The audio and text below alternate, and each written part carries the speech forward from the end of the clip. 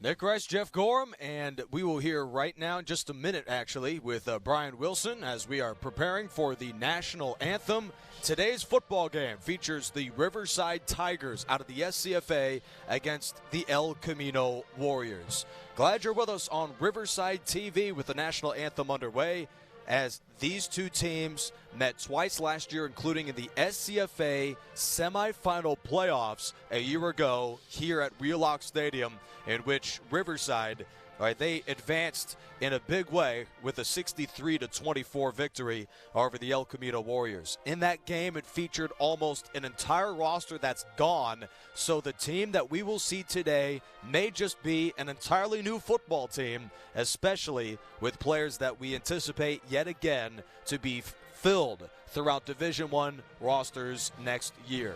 Riverside has been a juggernaut over the years under the tutelage of veteran head coach Tom Kraft. We will see what roster he has put in place today in the Southern Conference, in the SCFA, and what many people anticipate to be a very good shot for this team to reach the state championship and beyond.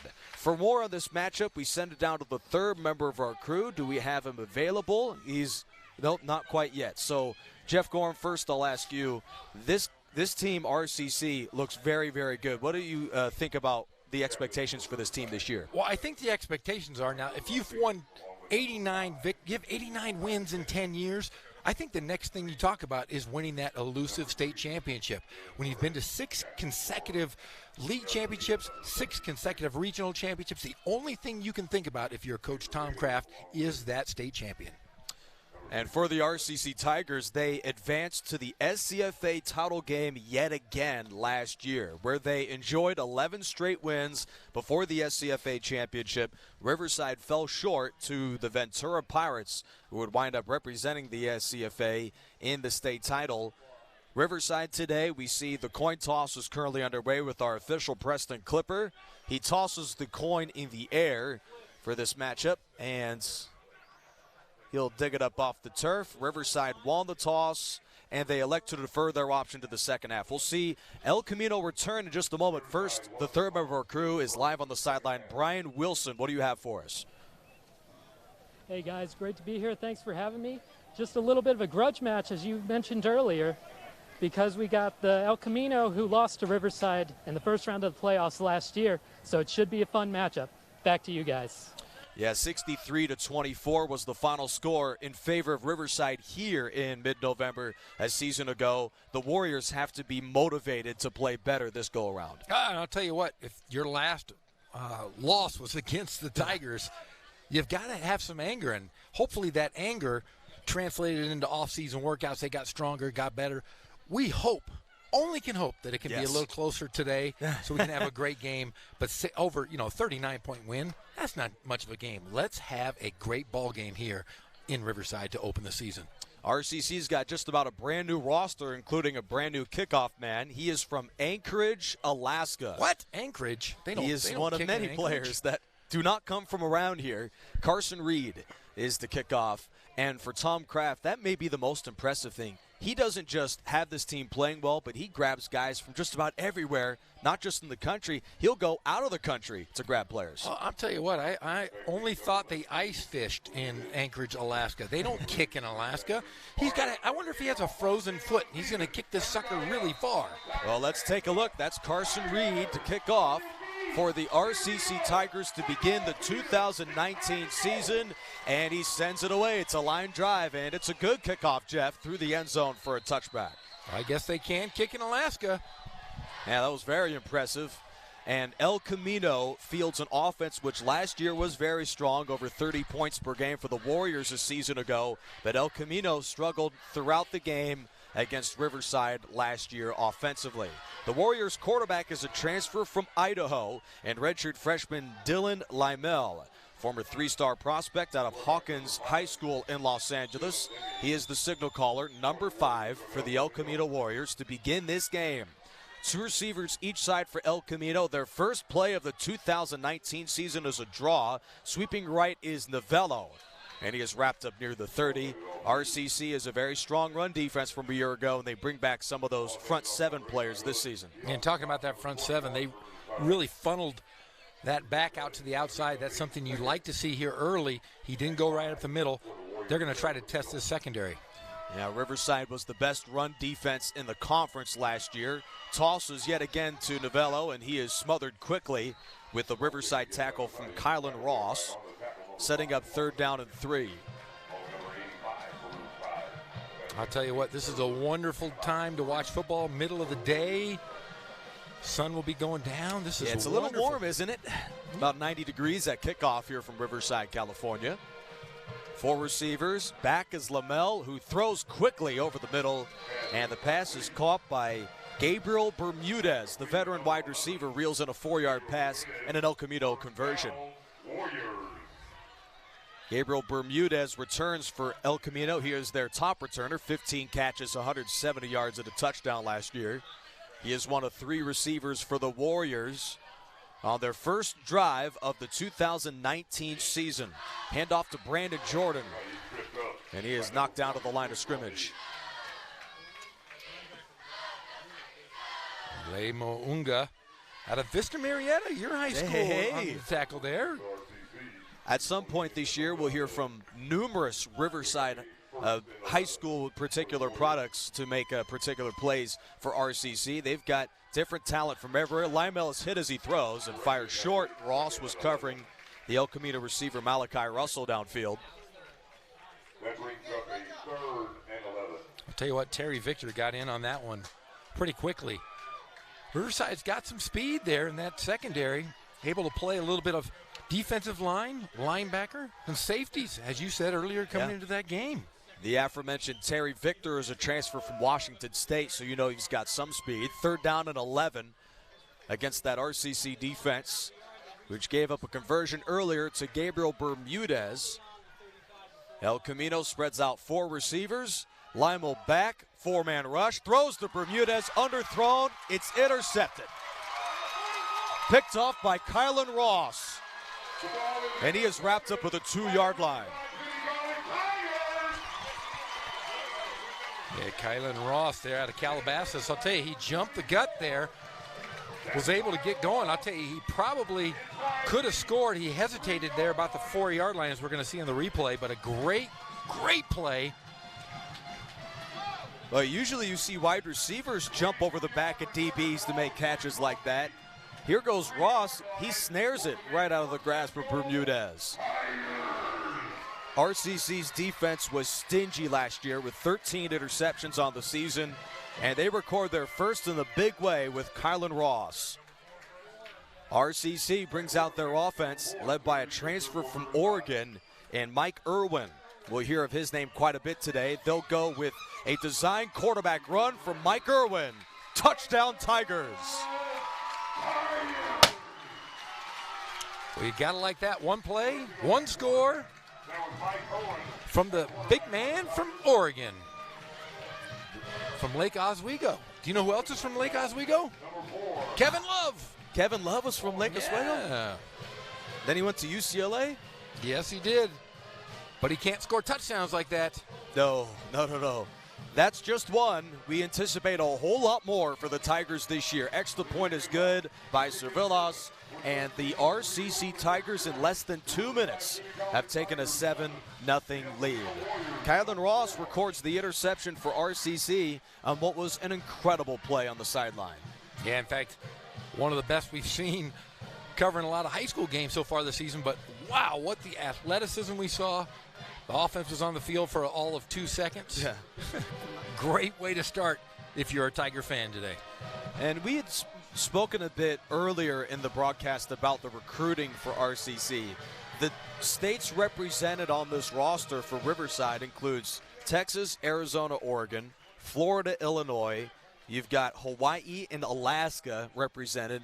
I mean, are these coaches going out there and visiting some of these players? I mean, that is impressive. I don't know if they're flying overseas to watch guys, but, you know, it's just word of mouth. When you're as good as RCC has been the last 10 years and you want to go on and play to a 4-year level, this is the place to go. So I think a lot of players now seek out and want to play for Coach Kraft. His pedigree is ridiculous. Bermudez returns from the goal line and is lassoed with a flag thrown at the 22. The tackle by Brady Sheehan, a freshman from Redlands, California, just down the street. That may be a rarity. We see a local kid make a play for RCC. As for those of you just joining us, glad you're with us. Nick Rice, Jeff Gorham, and on the sideline, Brian Wilson. Familiar name. He's a beach boy. Yes, he is. Well, and he did a very good job, didn't he, for the sideline to open things up. I'll tell you what, he wrote a lot of great songs in the 50s and 60s, and he was even better on the sidelines tonight. So it's nice to have Brian Wilson on the sidelines making his debut here on Riverside. Well, he thought his career was done, but, I mean, we also thought your career was done. My career. You're still going. I continue and continue and continue. It doesn't. It's actually getting more busy. You'd think that as you progress, you would have slow some down. free time. No. Nick Rice, Jeff Gorham, Brian Wilson, glad you're with us for the first game of the RCC season. Lamel feeds straight ahead to his running back, Sean Prigine, sophomore from Gardena, California, gains 1. Riverside graduates about 24 players a year that end up playing Division I football. And some of the athletes that you see starting in particular Power 5 and FBS programs, not only starting but being potential conference champions and being players that are awarded as some of the greatest in college football for a season, reside from right here in Riverside. And the Tigers have a gauntlet of players that are now moved on just from last year to Division I football. Their quarterback is now at Old Dominion. The cornerback is now at San Diego State. And the Tigers' defensive end, Nick Figueroa, he's a Riverside guy. He is now pass rushing at USC. Well, just put it this way. In the last 10 years, they've had 182 student athletes go on to a 4-year level. 182. Wow. Now that run is stopped right away by Kobe Fitzgerald, the sophomore from Eastvale, California, who very easily will be number 183 to move on to a 4-year school. Fitzgerald had a great season last year and makes the stop there. El Camino has 1 first down on 2 drives. The Warriors bring out the punt team. Yeah, great player out of Roosevelt. Saw him play a lot in high school, and I tell you, the guys that do make an impression and an impact, a lot of them are the local guys. Yeah, Campbell Geddes sends away the punt. And Dorso juggles it for RCC on the punt return, but luckily he corrals the ball at the 48-yard line. The Geddes punt nets 37 with no return. And with 11:14 to go opening quarter, Riverside has the football up 7-0. This will be a good first look at Tiger quarterback Mike Irwin. He scored a 2-yard touchdown just a moment ago. He is a redshirt sophomore quarterback from Lake Oswego, Oregon. Here we'll look at the last play first. Dorso, that may be the most impressive play he makes in this first quarter, as he, with 3 Warriors there, reeled it in. Mike Irwin, however, the quarterback, former Lake Ridge High School product, where he was a conference offensive player of the year. First down and 10. Irwin fakes the jet sweep and hands it, sweeping to the left side is number 28 RCC running back Cameron Bosley. Good first down run for the freshman. Another one of those guys from out of the state, out of Killeen, Texas. 5'9", 220 pounds, Cameron Bosley. That run netted 7 yards. They'll feed it to him again, and this time he is wrapped up for a loss. Aaron Hatfield makes the stop. Just to get back to Mike Irwin, he is the quarterback for the RCC Tigers. 6'1", 205 pounds. He moves back from Oregon, and he already was in a loaded quarterback crew, and he earns the job during the offseason. And the most important position for Tom Kraft and company, that has to have some serious pressure on that kid going into this year. I'll tell you what, there's a couple guys in this roster. A local product who was a CIF champion, nearly won a state championship, Jacob Barledge, out of Valley View High School. He's a great player. It's going to be nice to see him learn under the tutelage of this great young quarterback. Play action Irwin. He's got plenty of time. Rolls right, dumps it right flat, and the pass is caught. Snared by the Hawaii transfer, Isaiah Leaf. It appears he's about a yard short of the first down. I know he was out of bounds, sorry. Isaiah Leaf, incomplete. Let's take a second look at that play. as Irwin goes through his projection. He's even directing traffic there. Yeah, he was out of bounds. Back deep, number 83. El Camino brings their return team into the game. Robert Farrell is the deep man. With the punt from Carson Reed, the sophomore from aforementioned Anchorage, Alaska. As Riverside almost never went 3-and-out last year, they'll open the offensive season with a 3-and-out. Reed sends it away, and the punt soars through the end zone for a touchback. 24-yard boot no return for Reed, and El Camino begins their third possession at their own 20. Out to the 25-yard line. 25, rather. First possession, Warriors converted a third down. Then Kylan Ross, the RCC cornerback, recorded the interception and nearly brought it back for a touchdown. I knew it was at the 20. And then the second possession was a 3-and-out. What have you seen from El Camino so far offensively? Oh, I'll tell you what, they've been stymied by this great quickness of the front line of the Tigers. They've had to go on the outside, and I don't know if they have breakaway speed that can challenge this Tiger defense. Tunnel screen is dropped off the hands of Malachi Russell. Now, the Warriors last year were a potent offense. El Camino, it'll be interesting to see how they fare this season with a new quarterback and also a new starting tailback in Sean Brigine. He was a reserve last year for El Camino. Lamel turns and hands to Brigine, and he is drilled for a loss. Marcus Wilson. Out of Temecula, California, he was hurt almost all of last year and makes the play for a loss of 2. I'll tell you what, he put the hurt right there as we talk about that quickness as he gets right in the outside and chases him down from behind. He was untouched. Untouched, and I mean, the quickness off of this front line of the Tigers is amazing. Lamel's hit as he throws, and his pass is dropped, that time by Jarrell Mickens. He's fielding an offer from Alabama A&M, a former two-star prospect. That one went right over his hands, incomplete. I think he may have touched it a bit. Yeah, I think he was too wide open. Yeah. He was thinking about running before he actually caught the ball. Deavante Davis-Smith provided the footsteps, and he's now into the special teams coverage as El Camino brings out the punt team for the second time. Campbell Gatiss, freshman from Los Angeles, is back at his own 4. As RCC's touchdown came on a 2-yard scoring run from their Oregon transfer quarterback in Mike Irwin. Gatiss punt, wobbles at the 40, takes a favorable El Camino roll to about the 37-yard line, and it'll be down there. Good punt from Gatiss. That is a 46-yard punt, no return for the freshman. And RCC will take over their last drive, went 3-and-out. Well, it is early. It's first game of the season. You know, we've been covering football for the last 3+ weeks. Riverside just had their scrimmage. And this is the first time they're getting after it, and I'll tell you, it's been a pretty clean ball game so far. Yeah, I know you saw that Thursday night game. So if there was little offense there, we may see a similar story early as these teams are done playing against each other. It's time for competition against a new foe. RCC goes ground here on a 1st and 10. Short pickup for Joseph Griffin, the sophomore running back out of Phelan, California, gains 3 yards. Last year, Griffin, he was the top returner. Freshman a year ago, 22 runs, 140 yards and a touchdown. Leading the way for the RCC offense. Their ground game was incredibly powerful a year ago, and they bring back a stout offensive line to that group this season. Griffin runs over the left guard and gains about 5. Part of that offensive line includes a man who made the first team JC All-America club, number 77, Kevin Brown, on that offensive line. Get this, Jeff, he weighs 6'7", 400 pounds. Wait, stop, what?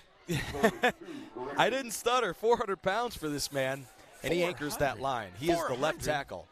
Well, I'll tell you what, 6 months ago, I was 6'7", 300 pounds, and I thought I was ridiculously big, but an extra 100 there. Woo! Yeah. Inside run to Griffin. He runs behind Brown and is wrapped up at the 50. A surge of 5 for the sophomore Joseph Griffin with a flag thrown. And most of those players at that size play center or guard. He is the RCC left tackle. There he is, number 77. That is one big man. That's WWE style right there. I tell you, when he's done playing football, he might have a shot to be a big-time wrestler. Look at that man. That's Shaq size. Aaron Leach was the guilty party. There's Kevin Brown, 6'7", 400 pounds. Yes, the first team JC All-America team for 2019. There's Griffin running behind Brown, and he got that second push that he needed to move the chains. And what can Brown do for you? A whole lot, apparently, as RCC moves the sticks at the 35-yard line. Irwin off play action. There's some miscommunication there, and he is smoked for a loss. Vandrew Epinesa was the first one there for El Camino, loss of 5. And there you go. That's first game mistake right there.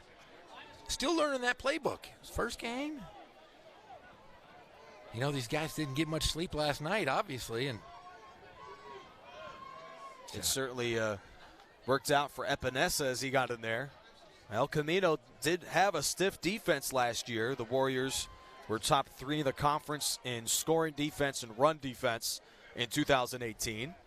Off play action, Irwin runs with a design this time, and he is leveled at the 40-yard line.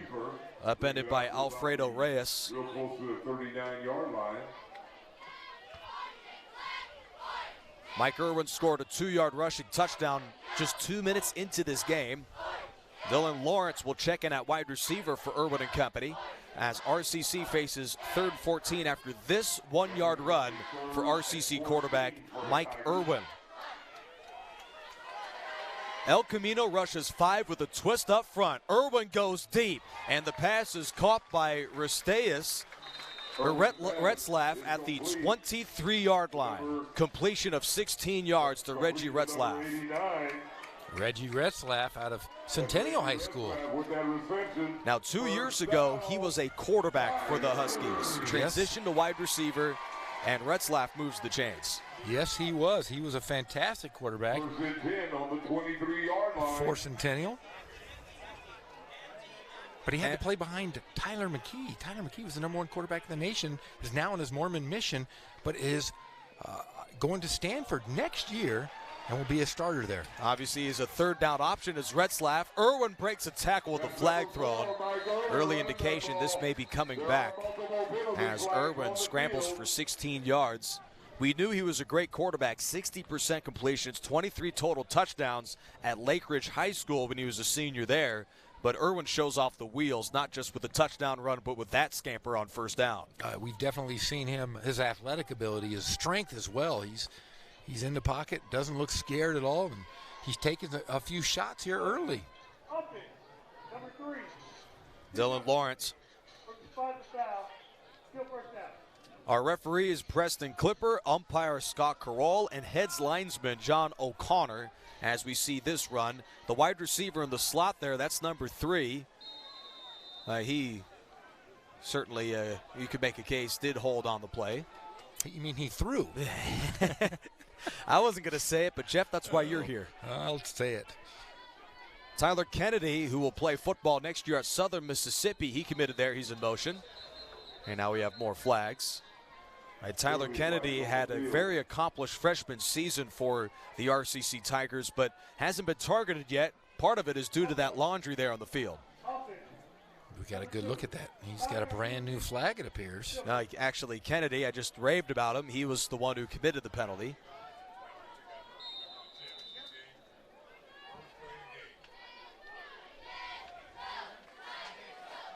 Well, RCC struggled in the penalty department last year. 145 flags committed against the Tigers last year. 1st down to 12 for Riverside.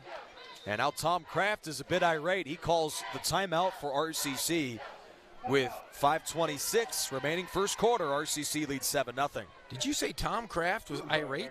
No, he would never. I'll tell you what, he's that guy. He's the prototypical football coach. He's one of those guys I was going to go talk to before the game, and I decided, I can talk to everybody. You've been around me, and I am the mayor, the unofficial mayor of Riverside here. You sure are. And I went down, I was going to say something to him, and I looked at him, we locked eyes, and I said, nope, I'm not messing with him today. You know what? Because his focus is on winning his 90th football game as an RCC head coach. He wins 86% of the time. He has made the SCFA championship game 5 of his 9 years, and he has won a conference, get this, 9 of his 9 years. That's not a bad clip right there. Yeah. Well, and everybody talks about Coach Kraft. He came over from San Diego State. He was a guru of the quarterbacks. And in 2002, he led San Diego State to their most prolific passing season in school history by yards. That's pretty good. I'll tell you, he comes from a great pedigree, and not only here at Riverside. Riverside's had some great coaches. We'll talk about later on during the broadcast. Oh, you just had to throw that in there. Empty formation on a 1st down and 12. Irwin looks long, throws over the middle for Sanders. Touchdown, Tigers. 25-yard scoring strike to Giovanni Sanders. Giovanni Sanders for the Tigers touchdown. That was efficient. They started that drive at their own 37.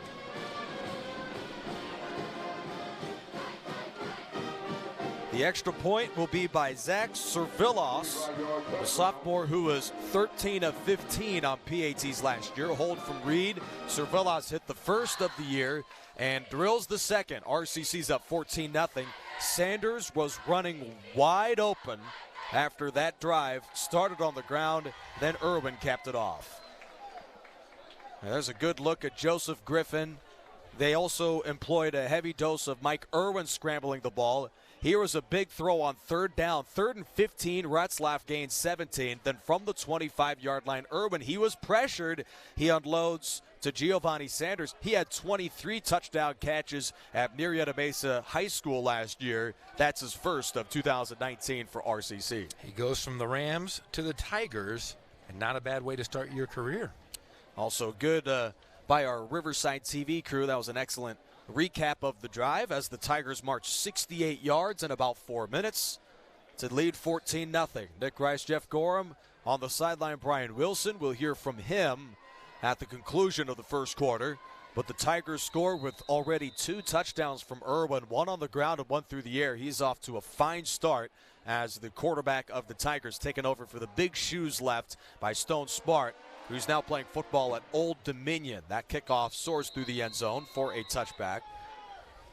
Not only do these players for RCC, and it should be noted, some for El Camino as well. It goes both ways because El Camino is actually a very good football team last year and this season as well. Like RCC, these players don't just transition to four-year schools. They start, they play, and they flourish. They really do. And the thing is, with Riverside, is they graduate athletes. A lot of community colleges across the state, across the nation, they have great players, but they don't seem to move on because they're not student athletes. Coach Kraft has made them student athletes. El Camino goes with a quarterback change after this 6-yard run. The Warriors signal caller is a redshirt sophomore from Los Angeles in German Gotoy. And that was a 6-yard run as El Camino went to the ground. That was to Brandon Jordan, number 23, and he did a good job of surging through a couple Tiger defenders. Off play action, he is hit as he throws. The pass is deflected and caught by Tariq Johnson. Incredible catch over the outstretched arms of the man who had the interception earlier, and Kylan Ross. First down, El Camino.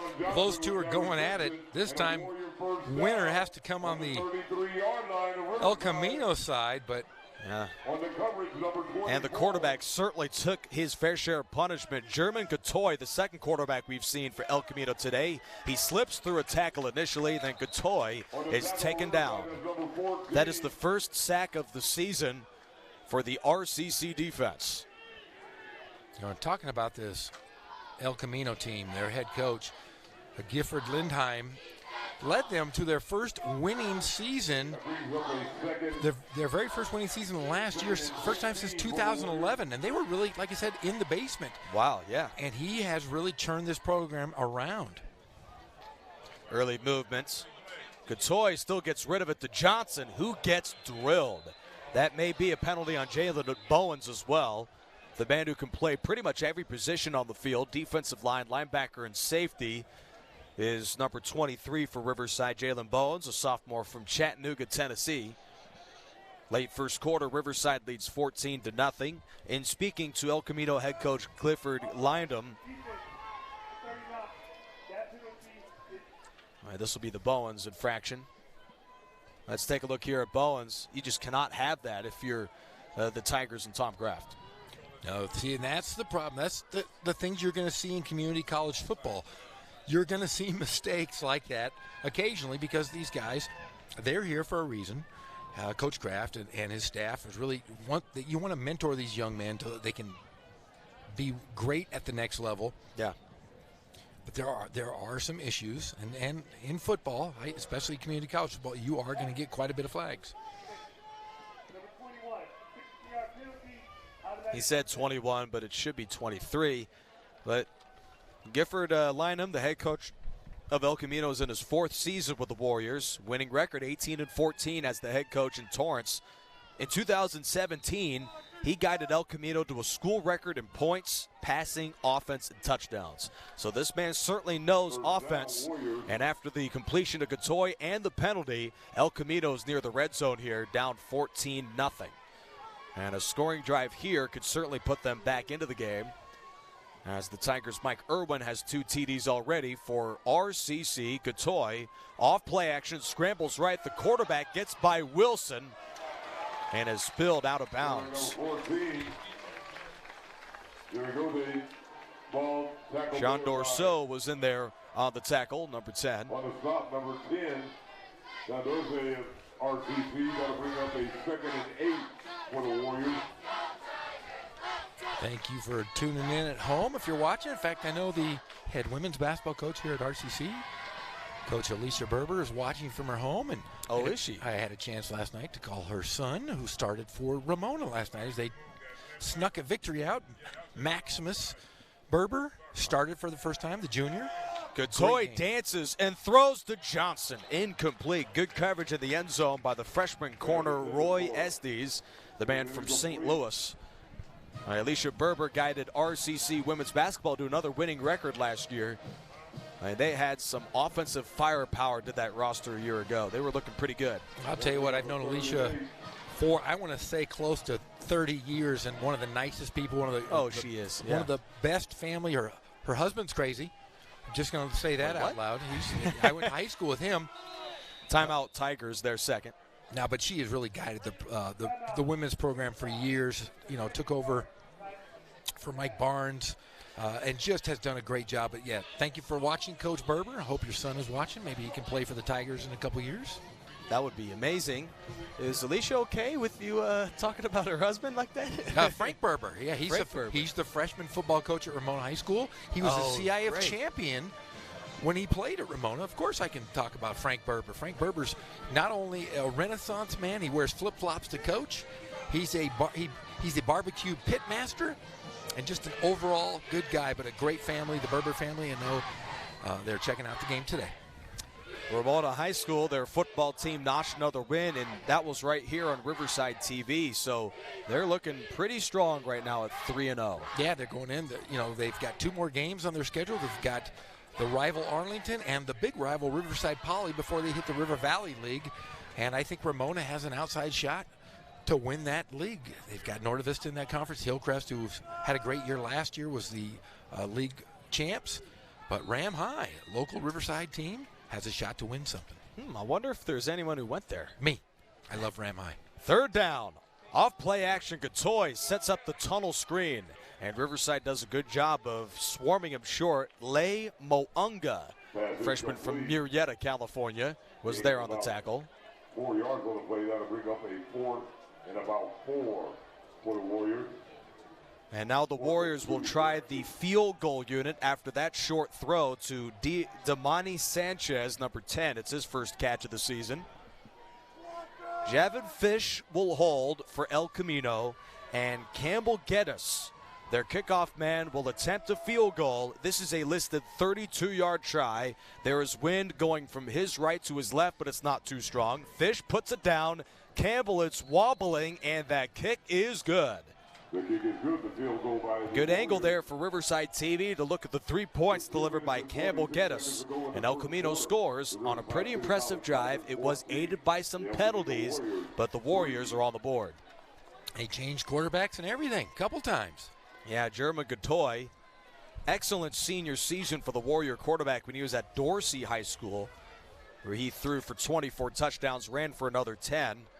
6'2", 220 out of Los Angeles. They went with the change in quarterback, And that's got to be tough for a head coach, knowing that you rode this reserve, Dylan Lemmel, for most of the year at quarterback. Here comes Gatoy, and he orchestrates an incredible drive. He got hit there with the downfield throw to Tariq Johnson, and then finishes it off with the 3 points. There was a penalty as well on the following play, but Gatoy orchestrated a very impressive drive. Yes, he did. And there's the field goal from Campbell Geddes. That capped off a drive of nearly 50 yards for the Warriors, which chewed up 2.5 minutes. Bit of a squib kick here, fielded just short of the 15 on the bounce. And spinning is Tyler Kennedy, who's dropped to the 38-yard line. A commit to Southern Mississippi. And he is hammered near the 40-yard line. All right, Tyler Kennedy and quite a few of the offensive stars on this football team struggled in the SCFA championship game against Ventura last year. We will see if this team can right the wrongs that RCC had in the championship against Ventura last year. They come in, according to the JC California Bureau, as the third best team in California and the best in Southern California. Irwin, the snap. We're going to have another stoppage here with just under 3 minutes to go. Meanwhile, the JC Athletic Bureau, which polls all teams in the country, they rated Riverside going into this week as the best team in the nation. No matter what poll you use, RCC is one of the best junior college football has to offer. Yeah, that was very confusing. You said, the state, they're ranked third, but nationally ranked number 1. Yeah, interesting. They were ranked just a week ago. They were ranked third in the nation. I'll probably stop talking. Laurent drops the ball. That's ruled incomplete. For those of you dizzied viewers listening right now, RCC is good. We'll just go with that. Very, very, very good. A lot of dudes, as they say in the football. In the coaching ranks as well. El Camino's pretty good as well in that California rankings. They were 9th in the state, 3rd in SoCal, so they certainly field a pretty talented roster themselves. We saw that during their field goal drive just a moment ago. 2nd down and long. Irwin off the play action, scrambles to his left. He directs traffic, and the quarterback will run. And is upended around the 36-yard line by way of Logan Taylor. That brings up 3rd down. RCC has been pretty efficient on 3rd down today. They were 48%, the best mark in the state last year on 3rd down. We'll see what Irwin has in store here on a 3rd and 10. That brings up a 3rd and 10 for the Tigers. When you see Mike Irwin run the ball, it appears 6'1", 205 pounds. He appears as much like a running back as a quarterback. He shuffles left, and the pass is dropped by Tyler Kennedy. Incomplete. Like we saw earlier, that might have been too perfect, right? Hit him in a bad spot, right in the hands. Yeah. You just wish it wasn't in the hands, right? Oh, man, what a tough break there. But early first game jitters, you're going to have simple mistakes like that. Yeah, Mike Irwin delivered yet another beautiful football, Coach Jeff Gorham. Sliding in the pocket, showing some poise, and delivered a beauty. Now RCC brings out the punt team. The sophomore Carson Reed, rugby-style punt, end over end, a bit short, fielded on the run by Robert Farrell. He slips one tackle. No flag is thrown yet as Farrell is lassoed at the 46-yard line. That was a smart play. He landed directly on the Tiger, as we're going to see here on the replay. He didn't get downed. Pretty impressive. Watch, lands right there, no touching on the ground. He just says, I'm going to land on his hip, and I'm going to keep running. Boy, another number 83 who played very much a similar role to that is Wes Welker. Boy, that just looked like the exact same type of player.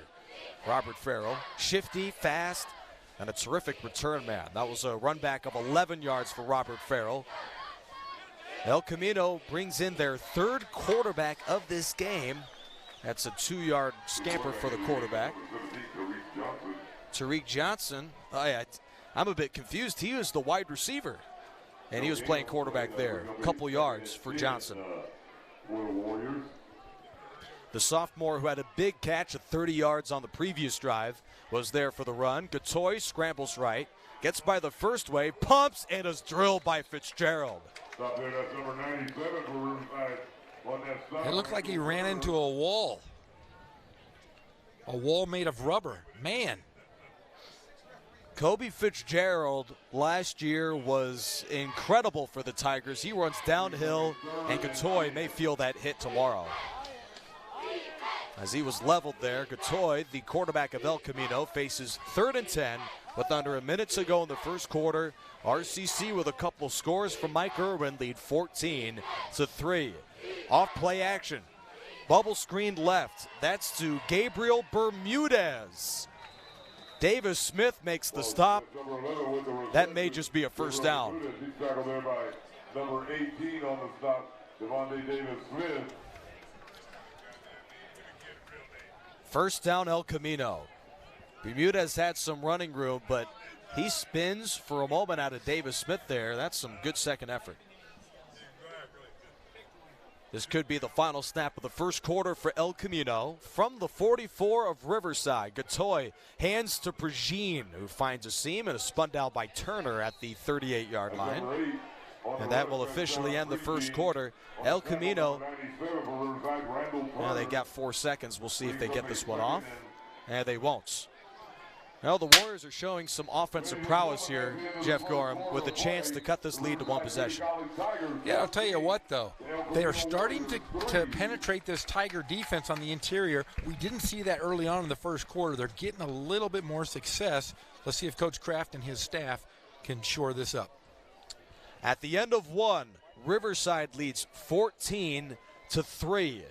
Nick Rice, Jeff Gorham, and also the third member of our crew, Brian Wilson, for coverage of the RCC football opener between the Tigers and the Warriors.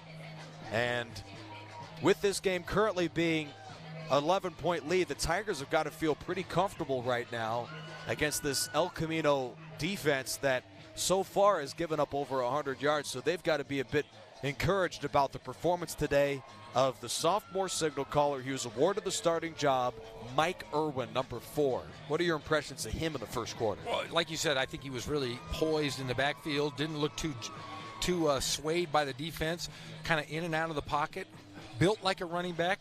We've seen his arm strength in short passes. He had a nice pass to Retzloff.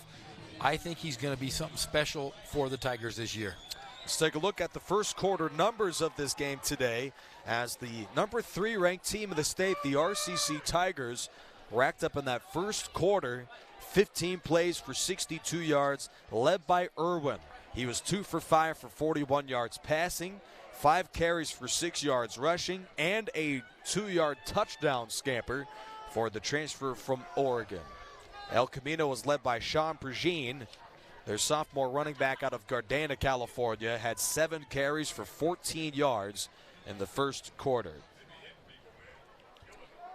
El Camino, as we switch sides here on Riverside TV, Tigers football, Nick Rice, Jeff Gorham, Brian Wilson. El Camino is at the Riverside 39-yard line on a 2nd down and 5. Led by their quarterback, German Gatoy. He stepped in for the struggling Dylan Lemmel and orchestrates a field goal drive last time out. He is 3 for 4 with 57 yards passing so far today. Gatoy hands to the right to Brandon Jordan, and he is smothered right away. Yet again, Lay Mounga was in on the stop for RCC. That is his 3rd of the game. Lay Mounga, I remember watching him play quite a bit in high school. He is so quick and off the ball. He's one of those guys that will play definitely at the next level. Defensive end for the Tigers against the blitz. Gatoy gets rid of it to his offensive lineman. That's incomplete. Off the belly of Dwayne Wingfield. I'm sure he didn't anticipate that. Incomplete. No, in fact, watching him, he wanted no part of that. Maybe he's looking at him and saying he might be built like a wide receiver. Very wide. Just your prototypical guy you want to split out there. Oh, yeah. Somebody who's as wide as he is tall. Definitely a wide receiver. That is funny. Campbell Geddes, towering punt, but short. All right, that may hit somebody if they're not careful. It bounces just across the 20-yard line and is down at the 16. Down right at the 12-yard line. So that punt will wind up being a net of 25. No return for Campbell Geddes. Tigers got on the board with a 2-yard scoring run from their quarterback, Mike Irwin, then drove 63 yards in 8 plays to take a 14-point lead. The 25-yard TD toss was from Mike Irwin to Giovanni Sanders. El Camino chipped in a field goal of Campbell Geddes from 32. Now the Tigers take over to begin the second quarter. 1st and 10 from their own 17. The motion is from Jarrell Anderson as Irwin hands, and Young is loose. He breaks a tackle and is down at the 43-yard line. Jalen Young. Flag is thrown. This could be a hold. For the moment, that is a gain of 27 for Jalen Young. Ball carried by number 25.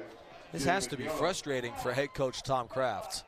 And just for all who are wearing those great jerseys tonight. Yeah, I mean, great play, great move, but you can't make the mental mistakes. You want to be a state champion. You cannot make mistakes like this. All right, now the officials, let's see where they mark this ball. Appears to be a 10-yard hold from the spot of the snap. As we take a look at this incredible run from Jalen Young, he was off and running from the moment he crossed the line of scrimmage. But the officials saw something first. 5 penalties for 35 yards for Riverside. 2 for 27 for the visitors out of Torrance. Irwin off play action, runs into a wall, and he is hammered at the 12. Julian Lewis makes the stop. Well, the Tigers have been behind the chains, it seems, in the last couple of drives since their 14-0 lead. There was Irwin, who was a good first down run. Lewis made the stop, but with just how far they are away from the first down, then they have to throw on what is a 2nd down and 15. Tigers spread 4 receivers here. And Jalen Young is the running back.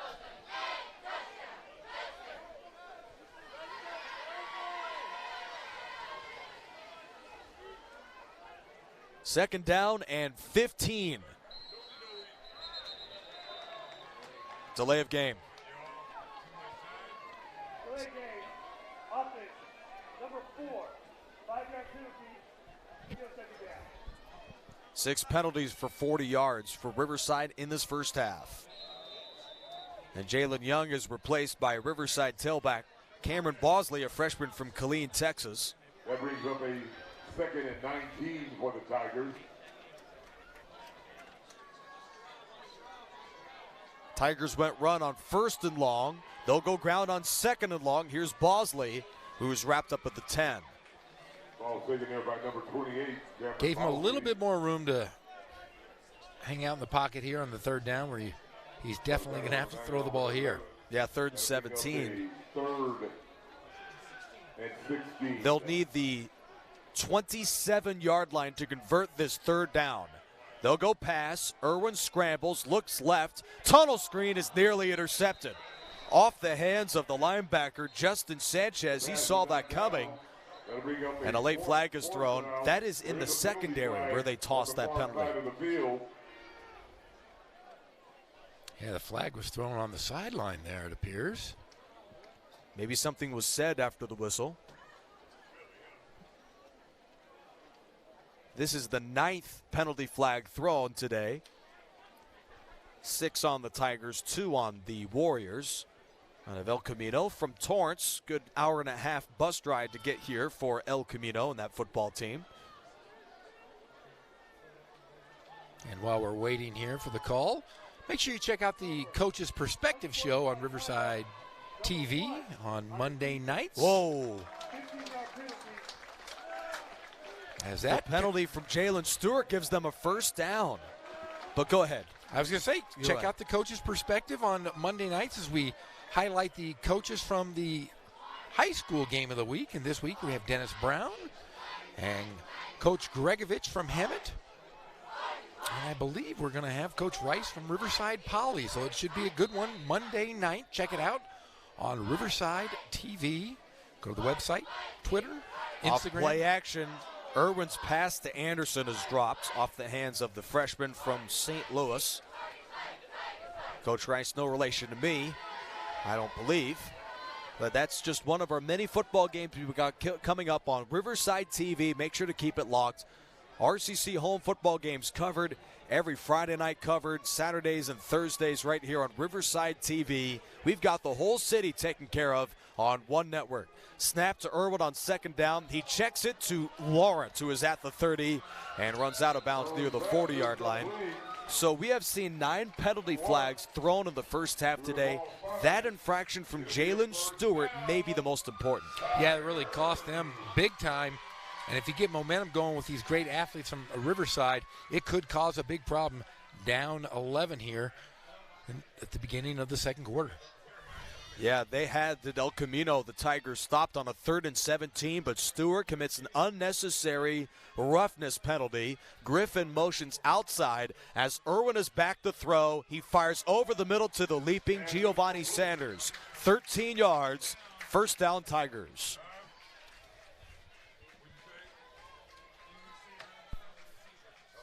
Giovanni Sanders had an incredible campaign at Murrieta Mesa High School. He is one of a litany of accomplished wide receivers on the RCC roster. Into the game right now is Jarrell Anderson, Armstrong Johnson, along with Reggie Ratzleff and Giovanni Sanders. 1st and 10. Blitz. Irwin rolls left. He's chased and sacked. Justin Sanchez. That's number 42.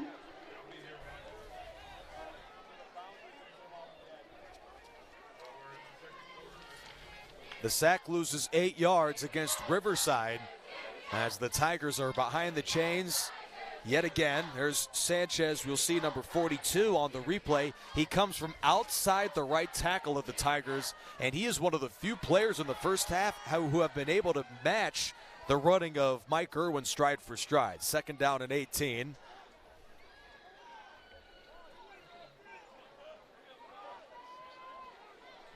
El Camino's got a nickel defense on the field as the Tigers off play action are going to, it appears, throw. Irwin looks, unloads to Kennedy, who makes the shoulder-grabbing, toe-tapping catch.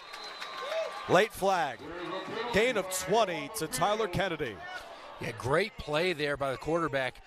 Looked like he was about ready to get drilled. Saw the opening right down the sideline. A great pass.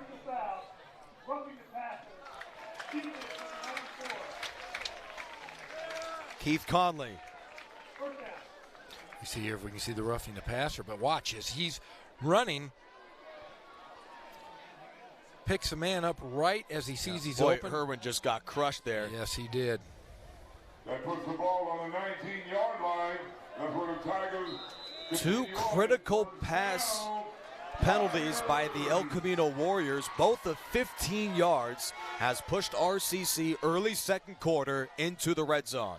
1st and 10 from the 19 for the Tigers. Irwin back, looks downfield, throws over the middle to Sanders. He spins. He's still on his feet. Sanders at the 5. He is escorted out of bounds at the 2. Sanders helping his cause there, shoving the defender. Defender didn't realize he was there. Grab him. Boy, a snap here in the second quarter wouldn't be fitting without a flag. Kevin Brown.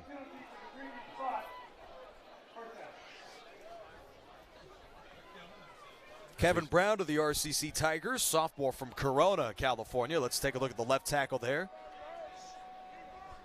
Yeah, that might just be a hold on Austin Schaefer-Cotter of El Camino, who's rushing.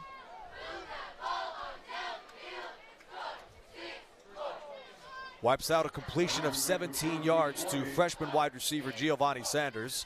Tigers still have first down, but a 1st and 20 after the penalty on Kevin Brown. Elijah Bennett is into the game at running back, a freshman from Claremont, California. He also in high school played wide receiver and safety. He's out there in the slot. Irwin looks downfield again. He'll tuck and run. 30, 25, out of bounds at the 22. That's the quarterback, number 4, Mike Irwin, and he ran out of bounds by number 46. All right, Mike Irwin has shown some poise, especially in the second quarter. And for the Tigers last year, who had a scrambling runner in Stone Smart, who is now a starting signal caller at Old Dominion, Mike Irwin, hard to believe that you could exact the type of rushing success of Stone Smart, but boy, he has shown some wheels in the first half. Yes, he has. And that gives them an 8-yard gain, 2nd and 12. Bennett motions left. There are 5 receiving options into the game for the Tigers. Jet sweep to Bennett. And this time he is hammered by Sanchez at the line of scrimmage. Justin Sanchez has 2 tackles on this drive for El Camino, as the Warriors last season went 8-3 out of the Central Conference. They won a league title and visited RCC in the opening round of the SCFA playoffs, yet were trounced by the Tigers 63-24. Yeah, that's a trouncing. Yeah. RCC in that game racked up 622 yards of offense. What? Yeah.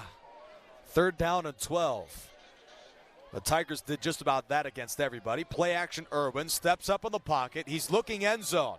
Irwin will run, and he is escorted out around the 15-yard line. Yeah, RCC averaged about 500 yards a game for the season last year, but of course against El Camino, they played very well on that side of the ball. There's another scramble for Mike Irwin. A good block from Brown to spring loose Irwin for 7 yards, which sets up the field goal. He averaged over 40 points a game, too. Yeah. That's ridiculous. That's a lot of points. Yeah, video game numbers. That's seems to be a regular year in the office for Tom Kraft by this point. Field goal from Zach Servillos, sophomore from Norco. It's his first career field goal attempt. A 28-yard try. It's got the distance. And that kick is good. 33-yard field goal is good by the Tigers with 8:02 to go. Midway through the second quarter, Riverside leads 17-3. The Tigers, since that blistering start on offense, what's been your impressions in the second quarter so far in a couple of drives that have ended short of the end zone? It's just mental mistakes that have cost the Tigers. A couple plays you don't hold, you don't do silly things to throw the laundry out there.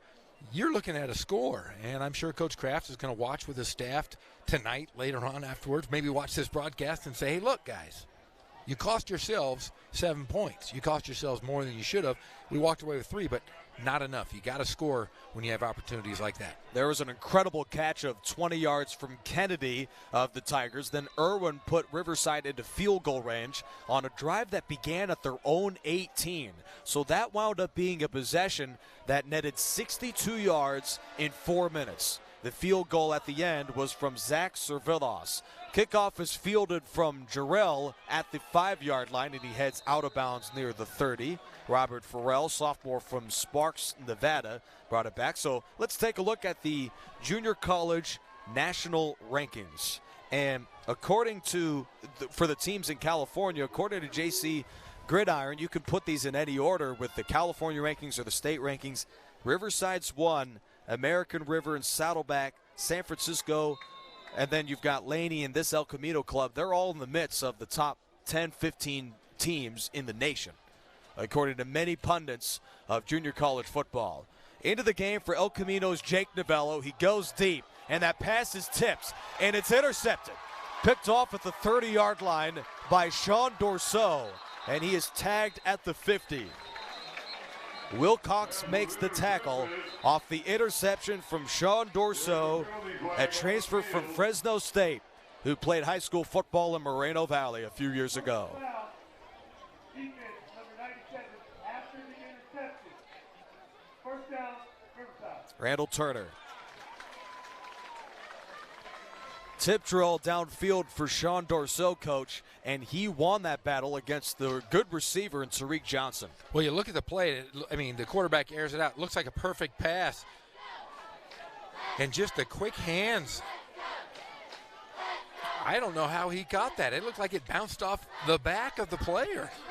Now for Riverside, that return will be nullified with the Randall Turner infraction, so the Tigers will start at their own 35-yard line.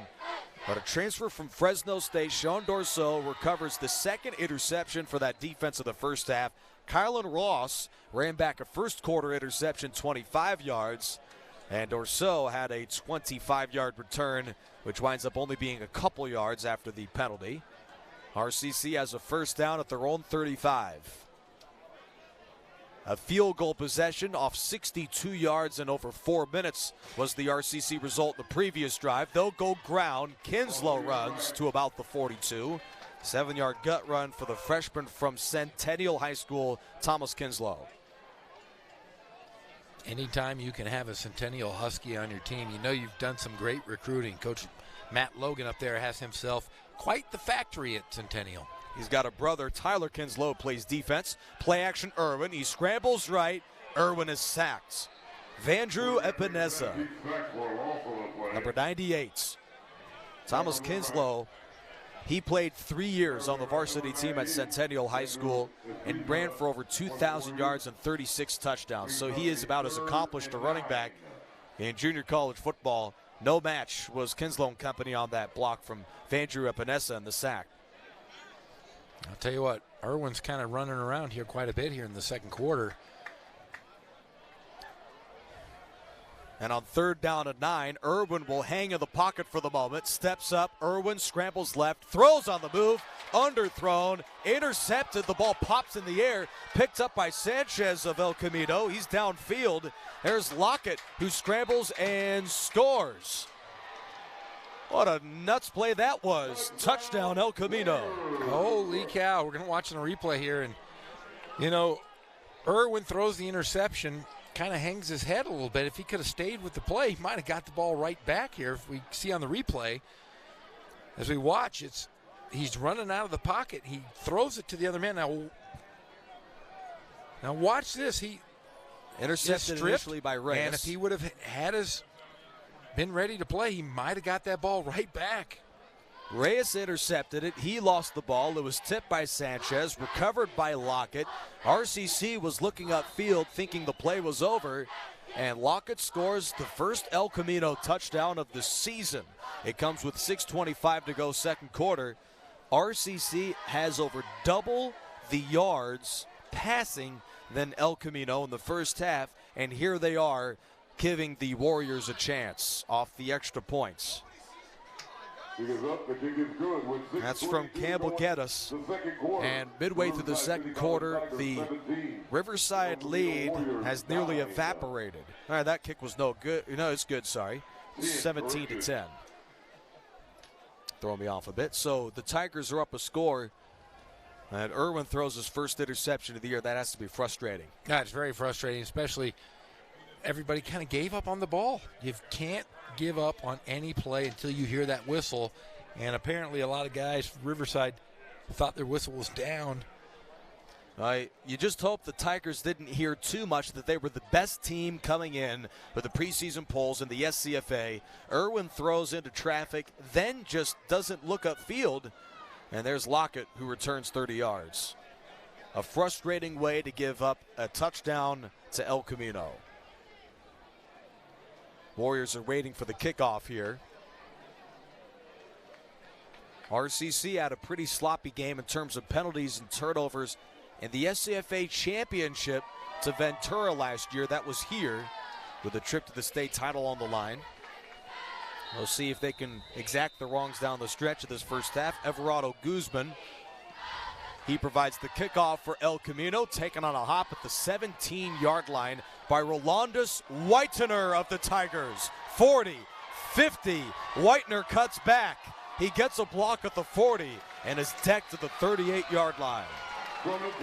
Dalen Fuller saves the touchdown. An electric run there, cutting in and out,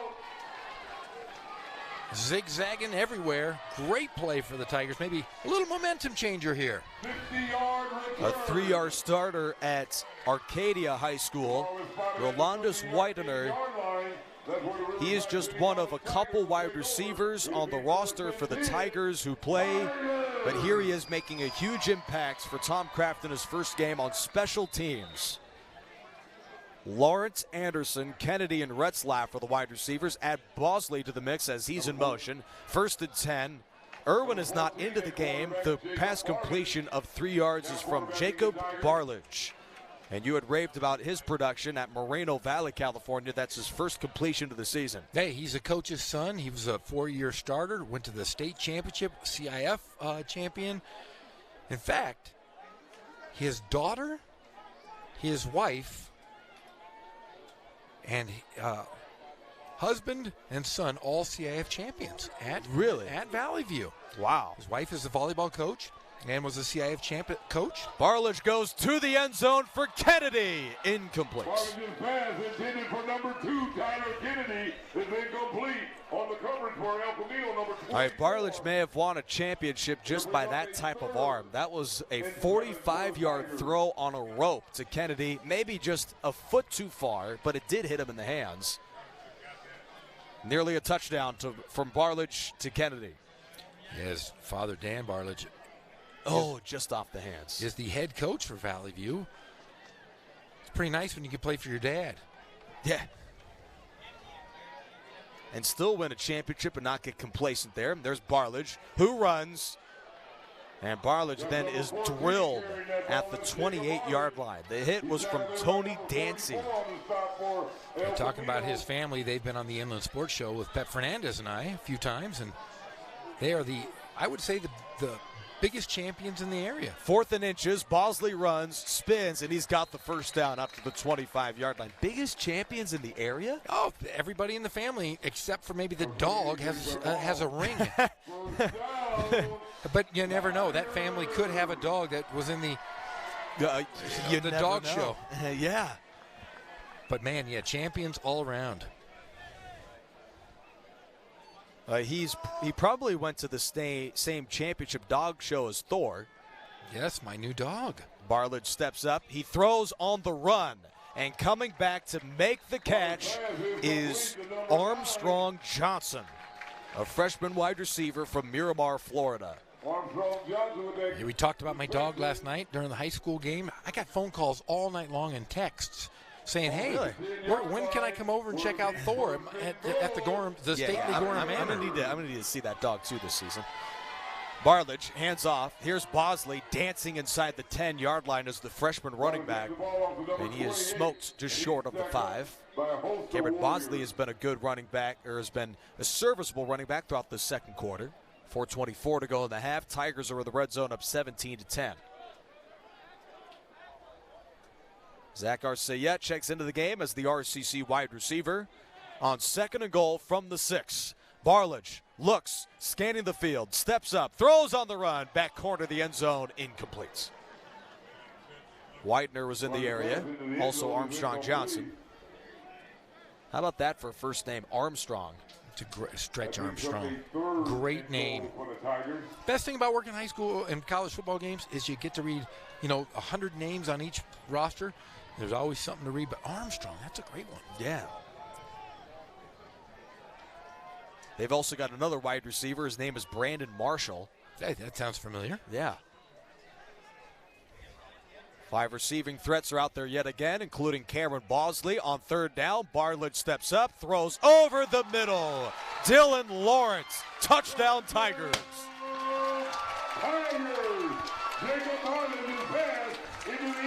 Hello, young man. Welcome to college football. Great pass from the young Barlage. Seen him play for the last 4 years. It's great to see him come out and do such a great job to start his college career.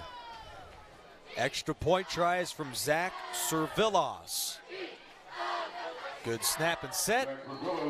And Servillas doesn't just split the uprights. He sends it to about the back line there, the track. Well, I can tell you a story. I'm going to go some RCC football with you. There's once a guy named Frank Corral. Frank Corral is a local guy, played high school football at Norte Vista, played for the Rams, was the leading scorer in the NFL, played his first 2 years at RCC. Really? And when I was a kid, I was a ball boy. Mm-hmm. And Frank Corral, his brother Eddie, was a great kicker here, but he used to kick the ball out of the stadium. Every time he kicked really? it, every time he kicked the extra point, he would kick it out of the stadium. Like I said, went on, had a great pro career for the Los Angeles Rams, a local legend, and one of the best good ever drive, played by the way, RCC. by Barlage. But yes, I mean, that's pretty impressive. And you see guys, currently there's a cornerback playing for the Patriots, J.C. Jackson. He used to play here too. There are some stars in not just college but the NFL that come from here. So as we just see Jacob Barlage engineer a very impressive scoring drive, capped it off with a touchdown throw to Dylan Lawrence. And a fair catch is signaled at the 1 yard line by El Camino return man Robert Farrell. So the Tigers lead 24-10. And El Camino will take over at their own 25. Talking about Frank Corral, like I said, was a great kicker here. His brother Eddie as well. Frank works for the city still. I think he works with the graffiti program, works with the youth. A great guy. So if you're checking out Riverside and you ever see Frank Corral, go up and say hello to him. He played in the Super Bowl. Oh my goodness, just the amount of knowledge that you have. I mean, where do you get all this stuff? I'm telling I am a treasure trove of Sure knowledge are. of RCC. Like I said, I was a ball boy for RCC years ago when I was a young boy. Oh, there is no flag, but there was some wrestling there on the outside. That's a run for no gain. I thought I was pretty knowledgeable of this team. I'm a graduate of RCC. A terrific institute, not just from the athletics, which is obviously top-notch. The academics is sensational. I'm not saying that I performed very well in academics. I was decent. How was your academics? Was that all right? I went to Berkeley. I was fairly smart. Oh, wow. What? Really? Yeah. I might have been smart at one time in my life. Maybe one time. The quick flip over the middle is to Corey Payne, freshman from Los Angeles. That's a first down hookup of 10 yards to the youngster, number 80, Corey Payne. Yeah, you asked my wife if I'm smart, and she says no. Oh, that's why she's the best. She's never going to let you have that. No, she's the boss. I'm over here just, my jaw dropped to the floor. First down at 10. Sean Prigine heads to the outside, and he is spun down for a loss. There's Marcus Wilson again, his second tackle for loss today, sophomore from Temecula, California. And Prigine was really pretty effective there in the first quarter.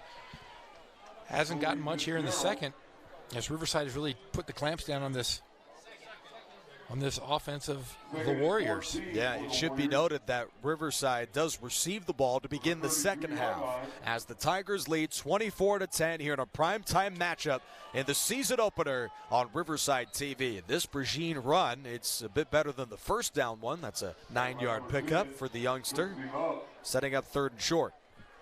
Third about 5.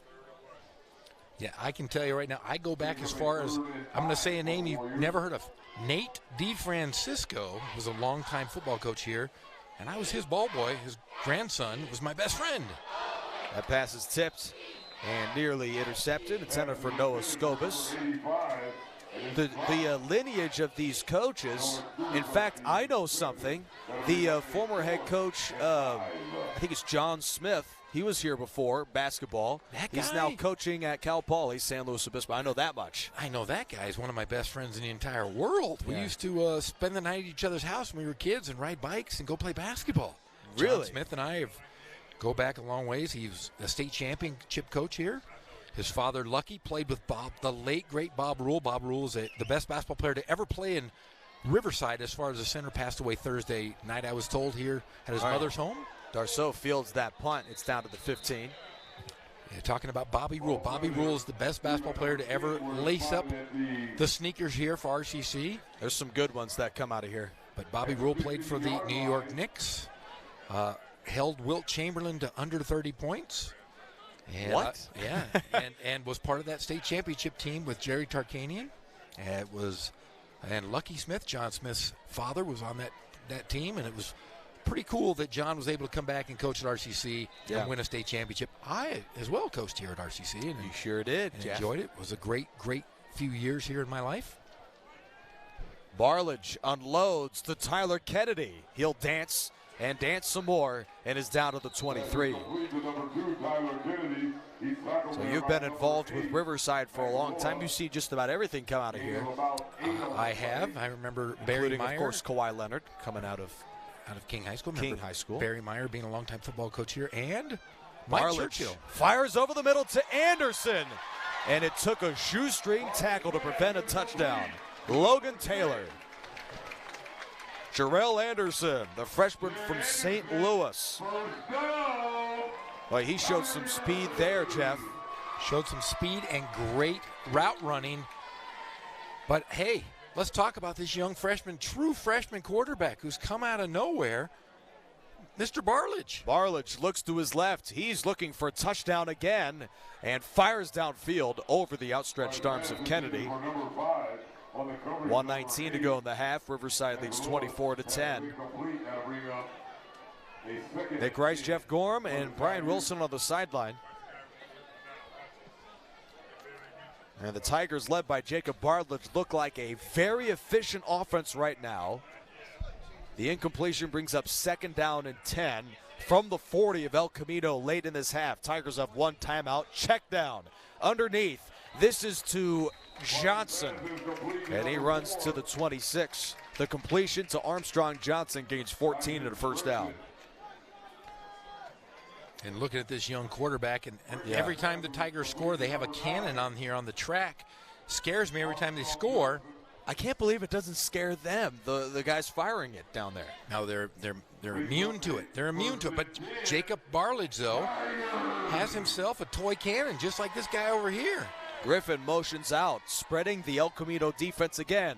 He steps up, Barledge will run, 25, outside of the 20, cuts back to the 15. Barledge is at the 10 and run out of the 9. I'm going to ask you in a moment, we're in the midst of another incredible drive, but Jacob Barledge, he's looking like a sensational quarterback and really putting on a good case for being the starter in the future. He's so far outplayed everybody in this ball game, and just the sheer tenacity, not great athletic ability. You see him run there. It looked like he was lumbering a bit, but got the yardage and is getting his team behind him. False start is against the Tigers. I'm telling you, we're going to have to call him the toy cannon. Yeah, Donnie Long, the RCC right guard, sophomore from Norco. Not just the cannon, he showed off the running ability there as he sets up a 1st and goal for Riverside at the 14-yard line. 1:04 should be the time on the clock, with the Tigers up 24-10. Mike Irwin engineered 2 first-quarter touchdown drives, 2-yard scoring scamper for the quarterback, then a 25-yard TD toss to Giovanni Sanders. And now the reserve quarterback, Barledge, a freshman from Moreno Valley, California, 6'1", 205 pounds, has been magnificent. Timeout is called by the Warriors and head coach Gifford Lynham. So this is what I was going to ask you. We've seen it with El Camino and now for Riverside. What does the team chemistry and what does the team mood feel like when there's a quarterback change? Well, I think with the first game of the year, you can change that quarterback pretty quickly. I think if we were talking game 4, game 5, game 6, and the Tigers are 5-0 or 6-0 and you change a quarterback, that's when it can kind of divide teams. But right now, like we've talked before the game, we didn't have a depth chart coming into today's game. That's Coach Kraft. That might be by design, though, too. Yeah, maybe they don't want to have a solidified depth chart. Of course not. And when I looked at the roster earlier and I saw Barledge on that list, I said, hey, he's a great quarterback. I can't see how he wouldn't start because I've seen him play for 4 years. I've seen his poise in the pocket, his arm strength, his intelligence on the field. He's like an extended coach to have out there. His dad was a longtime coach, but I don't think it affects the team that much. It was second quarter when they brought him in. Yeah. And they still were up 14-10 at the time off of the pick 6 from Irwin. Riverside is in the red zone. They'll go ground. Joseph Griffin pinballs off a defender and leans ahead to the 9-yard line. All right, the Tigers will take a look at their clock management here as they have one timeout and 52 seconds to go in the half. 2nd down and goal from the 9. Barledge hands off to Joseph Griffin, and he dances ahead for a couple yards. El Camino has 2 timeouts left, Riverside with 1. But if they run this clock perfectly, they can take a snap here with about 10 seconds left and force El Camino to have to defend the entire half. Tom Kraft, the head coach, makes signals across the sideline, and now the offense gets ready. 3rd and goal from the 9. Snap to Barlage, 5-step drop, rolls to his left, and Barlage is dumped at the 10. Well, they're definitely going to get 3 out of this. And, you know, I was talking about their kicker, Zach Cervelis. Remember, he was a Norco kid, and I'll tell you what, I saw him a couple years ago, and I thought he was the best high school kicker I had seen in the area in probably 15, 20 years. So when you have a guy like that and you have that instant 3 points, do they go for it? Do you get the 3 points and then take the ball in the second half? I say with a good lead here, you kick the field goal, get those points. So last year, Zach Cervelis, he switched PAT kicking duties with John Garibay, who is now playing Division I football at Fresno State. And there is a former kicker here back in 2013, 2014, who's now playing professional football for, I believe it's the AFL. So there are kickers to come out of here that perform well beyond just four-year schools. Yeah, and I'll tell you what, seeing Cervelis play high school, I always thought he was going to be something special, and he is definitely here as well. So he already hit one field goal earlier from 28 yards. This is also a 28-yard try. On the left hash now, Cervelis. He's got a cannon for a leg. It'd be interesting to see this season as he drills it if he can hit those 45 and 50-yard long distance kicks. I've seen him do it in high school. He can definitely do it here. And with just a few seconds left to go in the half, RCC with a quarterback change, they still drive down the field for more points and take a 27-10 lead. Excellent possession was delivered by Jacob Barlage. He was a 3-year starter at Valley View High School. He accounted for 65 career touchdowns to just 21 interceptions. He threw for over 2,000 yards every year, and he delivered a beautiful possession. It started off with this short completion to Tyler Kennedy, who will be playing football next year at Southern Mississippi. Then Barlage to Anderson. It took a shoestring stop to save a touchdown for the freshman wideout Jarrell Anderson. Then Barlage continued his fine second quarter drive with this check down to Bennett at RCC near the red zone. They nearly got the touchdown as Barlage ran. They stalled, however, at the 10. This may be the final play of the first half. The kickoff return is from Robert Farrell, and indeed the first half is complete as RCC leads 27-10. Well, the quarterback change may have even assisted the offense as the Tigers have a comfortable lead. And, Jeff, they also received to begin the second half. Well, I'll tell you what, the biggest impression I got was the defense. They played great defense at times. They got better as the half got going. But, yeah, what a great half by the Tigers. All right, an incredible offensive clinic with over 200 yards for the home team as the Tigers lead 27-10. For more on that offensive showcase and the first half performance for both teams, let's send it down to the third member of our crew, Brian Wilson. Hey, yeah, after one half of play, bit of a net positive, maybe a bit of a mixed bag for the Tigers. Obviously, offense looking good early, kind of sputtered out towards the middle of the second quarter, but then came on strong at the end. Couple of good touchdown drives from both quarterbacks. Coaches probably want to get the flags under control, but other than that, Riverside looking really strong here in the early goings. Back to you guys. Yeah, thanks, Brian. Double-digit penalties we saw there, over a dozen combined in this football game. We'll take a look at all of the numbers when we return. This is the Riverside TV Game of the Week here on a Saturday, early September clash to begin the year between Riverside and El Camino. It's the Tigers up by 17 at the break.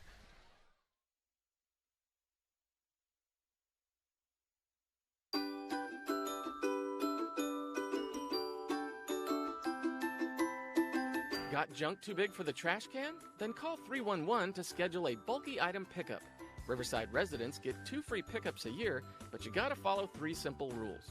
Bulky items must be curbside by 5:30 a.m. the day of your pickup, light enough for 2 people to lift, and the total volume can't be larger than 8 foot by 4 foot by 4 foot.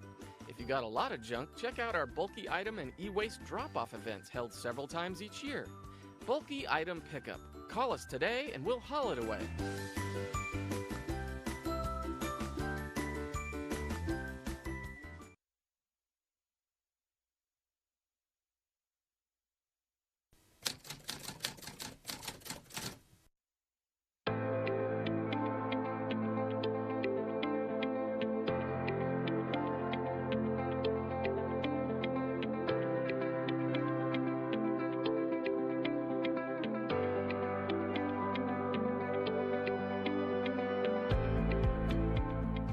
police officer pilot.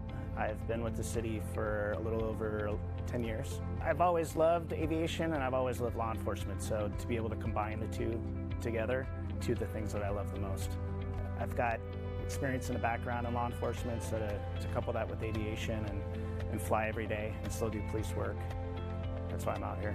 Work day shift 7 to 5. I usually get here a little before 7. We'll get an email on what occurred the previous evening, so I'll go through those. I'll also check temporary flight restrictions, so I'll check those and see if there's any in the area that we can't fly into. And then we'll go out and do a pre-flight on the helicopter. We'll walk around, check everything, make sure everything's functioning properly. And sometimes we're up for patrol. Other times when we're here on the ground, we'll respond to an incident. If a vehicle pursuit or a foot pursuit or something goes out, we'll launch for that. If there's a fire in the river bottom, we'll go up and provide air support for the firemen on the ground. Code enforcement uses us for their green pool flights, so we'll go up and we'll look for green pools. We're assisting a lot of different departments. I'm a fourth generation Riverside resident out of 5 generations now. My family has set roots here back in the 1900s, and I've got a connection to Riverside, so family and friends are here, and it's nice to give back to the community that you've been brought up in. So, if I were to describe my job in 2 words, it would be uniquely awesome.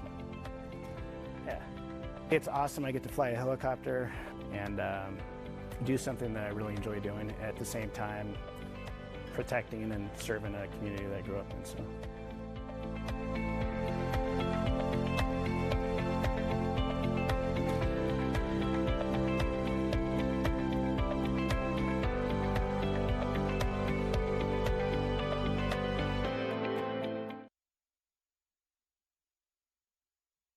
Los Novillos is a Mexican market located on Main Street, not far from downtown Riverside.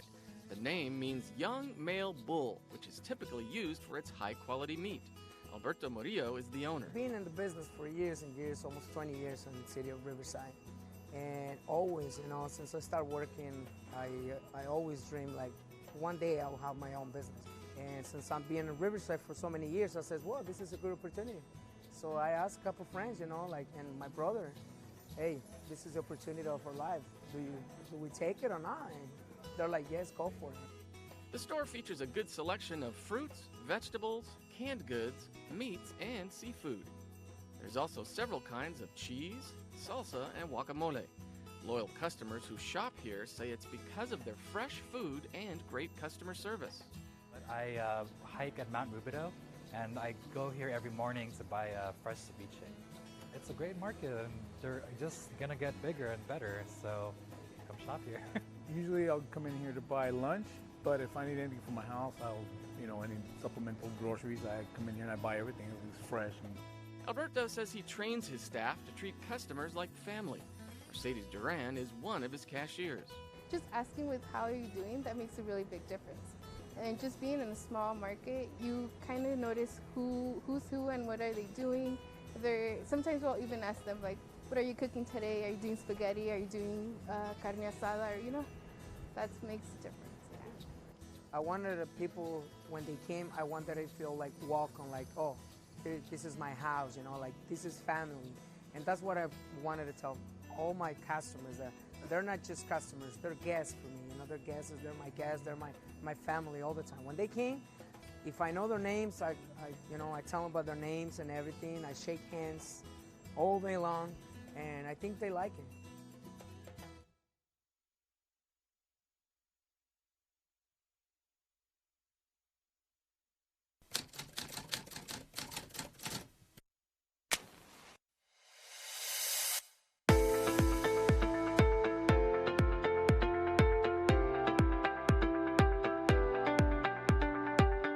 My name's Lovey Jung, and I work for the City of Riverside Fire Department. I've been here for about 7 years now, and I'm a firefighter paramedic on Engine 1. When I was younger, I actually wanted to be a firefighter, but I ended up getting sidetracked and went and played softball for the Olympic team in 2004 and 2008, and when I retired in 2009, that's when I decided I wanted to switch over to become a firefighter. Usually when I come in, the first thing I do is I check my personal protective equipment, and then I'll also check the medical equipment. Being a paramedic, I have to make sure all my medications are there and that my equipment's working properly so that when we go on a scene to a medical aid, that everything's in working form and that we're professional on scene. If I were to describe my job in one word, it would be adventurous. Every day is different from day to day, depending on the training or the type of calls that we run. You know, some days we might go on more DUIs, or some days we might go on more traffic accidents. So every day that I come to work is going to be completely different from the day before and the next day. I get to work with a group of people that I enjoy working with and having that camaraderie that I missed from being an athlete. But now, being a mom, I want to be that role model for my daughter to, show her you can be independent and you can have a job that you want to work in, whether it's a male-dominated career or not. And I want her to understand that as she grows up.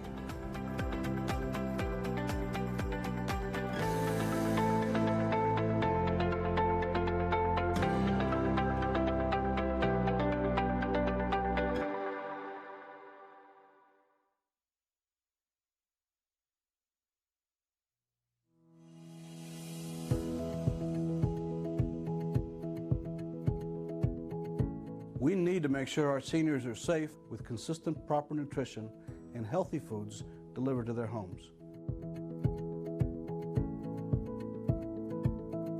Elderly patients who do not have proper nutrition have a higher risk of irregular heart rhythms and sepsis.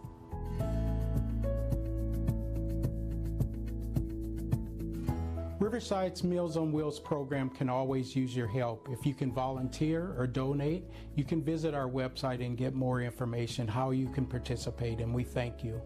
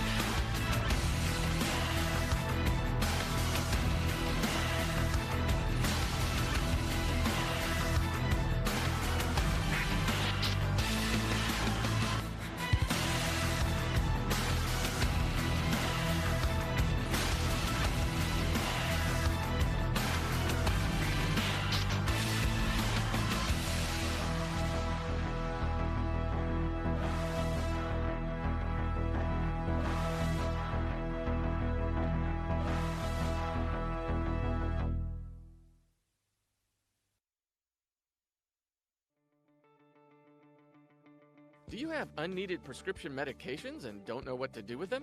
CVS Pharmacy and the Riverside Police Department have a safe and secure drop box located inside the Magnolia Police Station. This free and anonymous service keeps dangerous prescriptions out of the hands of children and abusers while protecting the environment through proper disposal. Most over-the-counter and prescription medications are safe to drop off, however there are some restrictions. Items such as thermometers, inhalers, aerosol cans, ointments, lotions or liquids, and needles and sharps must be disposed of elsewhere. And please, residential clients only. This service is not for businesses to dispose of their medical waste. Help the city of Riverside keep dangerous prescriptions out of the hands of children and abusers by disposing your unneeded drugs in a safe, secure, and environmentally friendly way.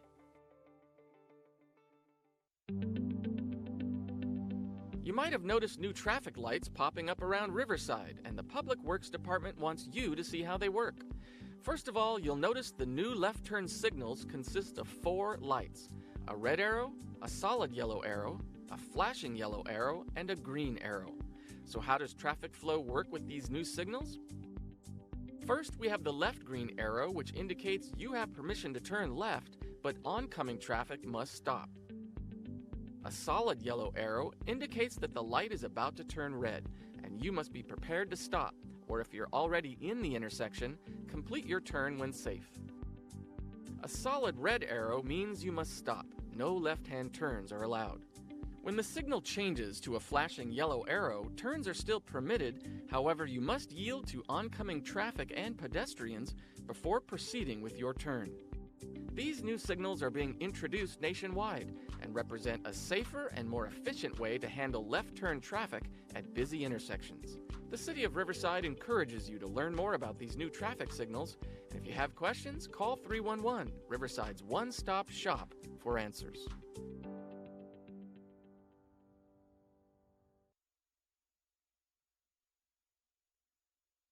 The City of Riverside has launched Riverside Alert, a mass notification service that allows emergency crews to alert you in the case of an emergency, potential hazard, or safety concern that may directly affect you. When you sign up, you'll receive a message on the voice or text communication method of your choosing. Here's how it works. Begin by creating an account on RiversideAlert.com. Once you've entered your information, you'll be listed to receive alerts. All information you provide will be kept strictly confidential.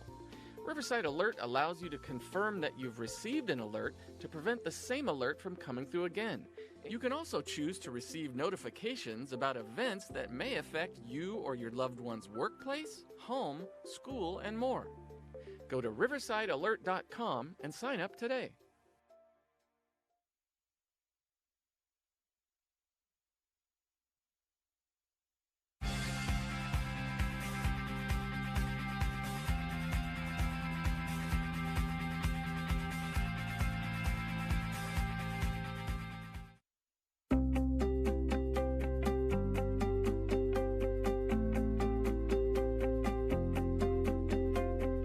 The ones you see on the racks here and stuff are personal, you know, and I take a long time doing it, make sure, you know, there's lathe work and other stuff in there, and it's not just bandsaw cutting out and whatever. These things, it takes 3 or 4 days at a time to make one, and with the train it took probably a week. People say, you know, you can sell these. You go on eBay or whatever and sell them. And no, that'd be like work. I'm retired, you know. When I was in Fleetwood, they had a charity called Rosie's Kids. And they used to do little fundraisers and stuff all year long to get enough money to buy clothing and food and stuff at Christmas time. And so I thought, I suggested, well, maybe you could throw a toy in or two, you know, for the kids. One year we ended up with over 600 toys, and we gained somewhere 5,000 or more. I forget exact figure, but we helped a whole bunch of kids, families and stuff. I've been giving out toys for kids and charities and stuff for years, and I know when I was a kid, I had a stick, you know. I grew up in the Depression, so in Brooklyn. And that was tough, and I can remember that, and I didn't have anything, so I want to make sure that almost any kid I see, I give a toy. I do this in sort of on the side to give to kids and see what their reactions are. And I always tell them there's no batteries because they're always playing with the electronics. And tell them that it's going to cost them a smile and a thank you, and I always get it. I just enjoy doing it. I just like to see the kids light up. That's it.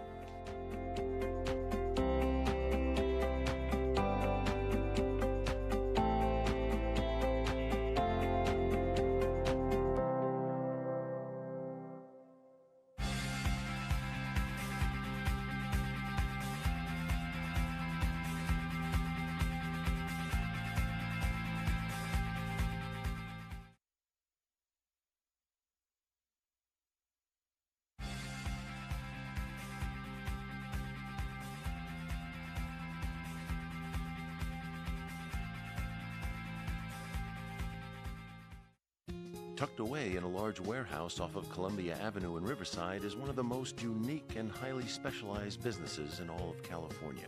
The company designs, modifies, outfits, fabricates, and installs a vast array of custom equipment while turning cars, vans, and trucks into high-tech emergency vehicle. Welcome to West Coast Lights and Sirens. We've been in business since 2007. We have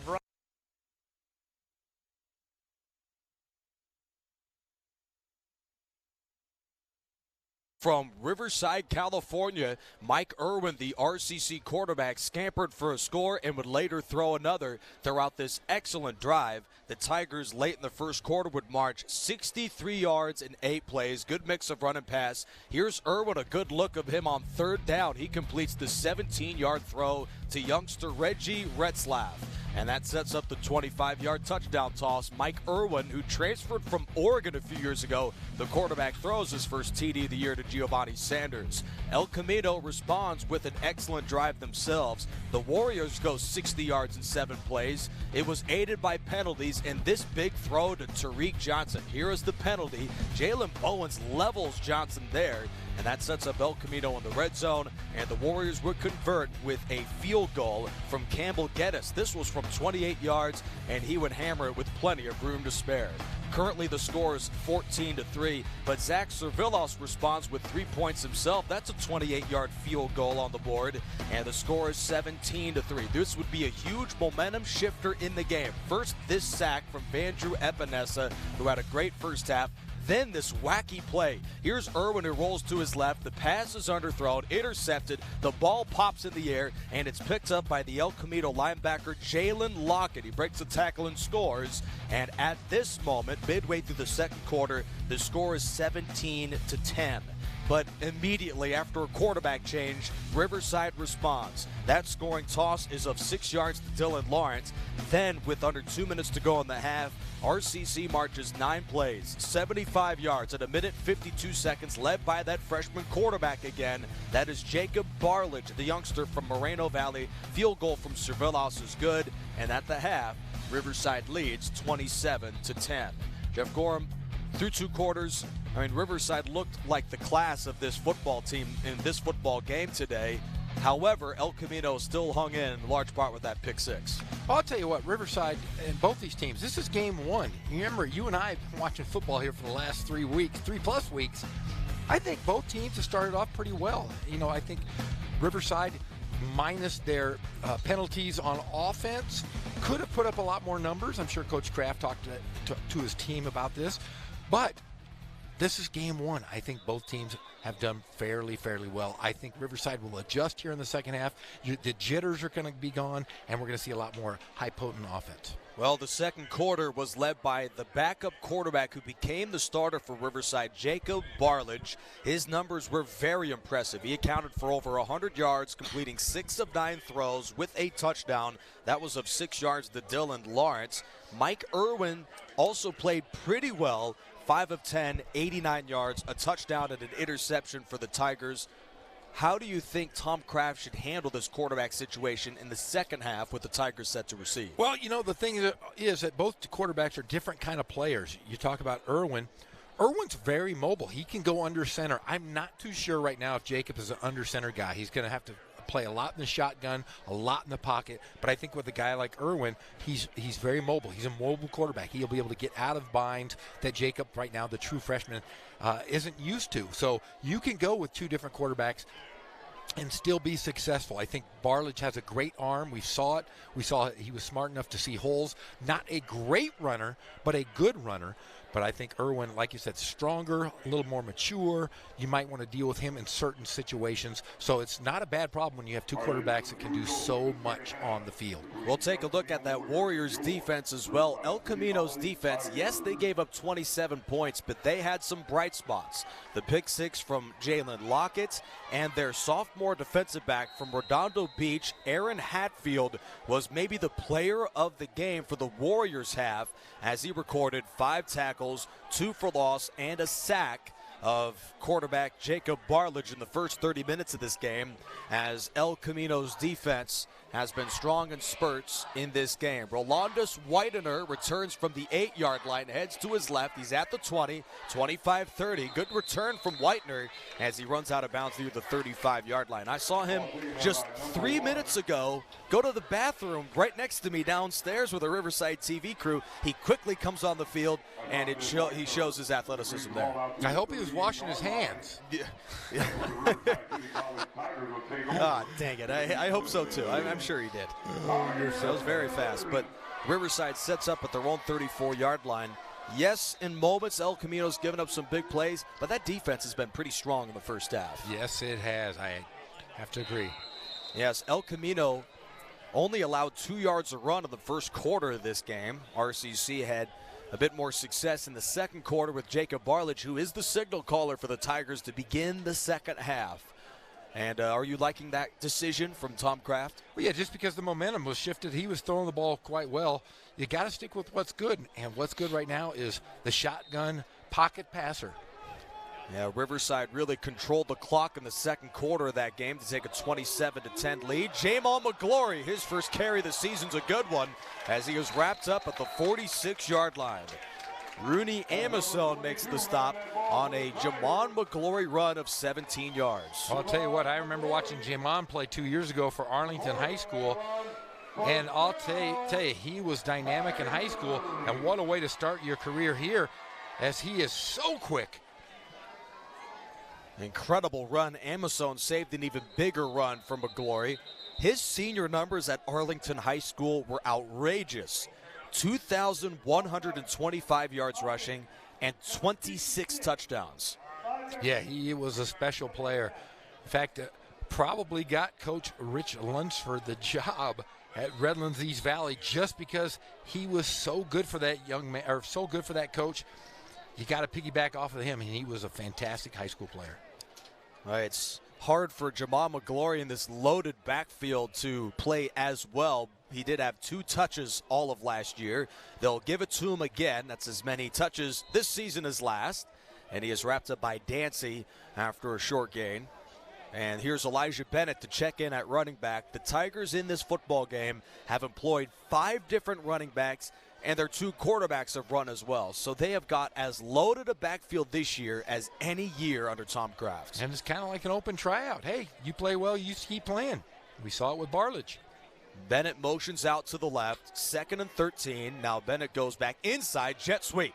Here's the freshman of the 40, and he is drilled at the 42-yard line. Elijah Bennett, a safety and a running back during his senior campaign at Claremont High School. 5'9", 170 pounds. He did run for nothing there, but El Camino had about 2 or 3 guys ready to make the stop. 3rd and 14 is upcoming for RCC, but we may have no penalty there. That's just the bright orange shoes of Kevin Brown. Look at that guy, the left tackle. He's only 400 pounds. Only 6'7". Snap is to Barlich, 3rd and 14. He's going deep over the middle, short, intended for Kennedy. Coverage by Logan Taylor. The Tigers begin the 3rd quarter with a 4-play drive and a punt. All right, Jacob Barlich, that's one of the rare throws that he misses in this football game, as he had Kennedy open, sweeping between the hashes there. And the first half, Barlich was 6 for 9, 82 yards and a touchdown. Not bad for the true freshman. Yeah, being a reserve, so when he came into the game, there was some pressure on him, knowing if he doesn't perform, he may not see the field for a while. So he certainly took full advantage of his opportunity and played well in that first half. During the second quarter, when he was in, they racked up almost 200 yards. Punt is partially blocked, rolls around to the 40, and the Tigers are going to beat on it at around the 32-yard line. Meanwhile, El Camino employed a quarterback change as well as the Warriors hit the field offensively just over 2 minutes into the second half. Dylan Lytle, the transfer from Idaho, began the game. He was 1 for 5, 4 yards and a pick, replaced by German Gatoy, the El Camino freshman, or rather sophomore from Los Angeles. And the backup quarterback was 3 for 5, 57 yards passing with a longer 41. No touchdowns, no interceptions. They'll begin with Gatoy in the second half. Inside run to Brandon Jordan. And he is tripped up after a 3-yard gain. El Camino looks to improve on that rushing performance where they had 17 carries for 19 yards as a team in the first half. 1 yard a run. Gatoy off play action, dumps it in the flat. Dion Moore makes the catch. He was wrestled down to the 37. Former quarterback Dion Moore at Venice High School makes his first catch of the El Camino season. Warriors face third down. They were 38% last year, 2 for 8 in the first half today.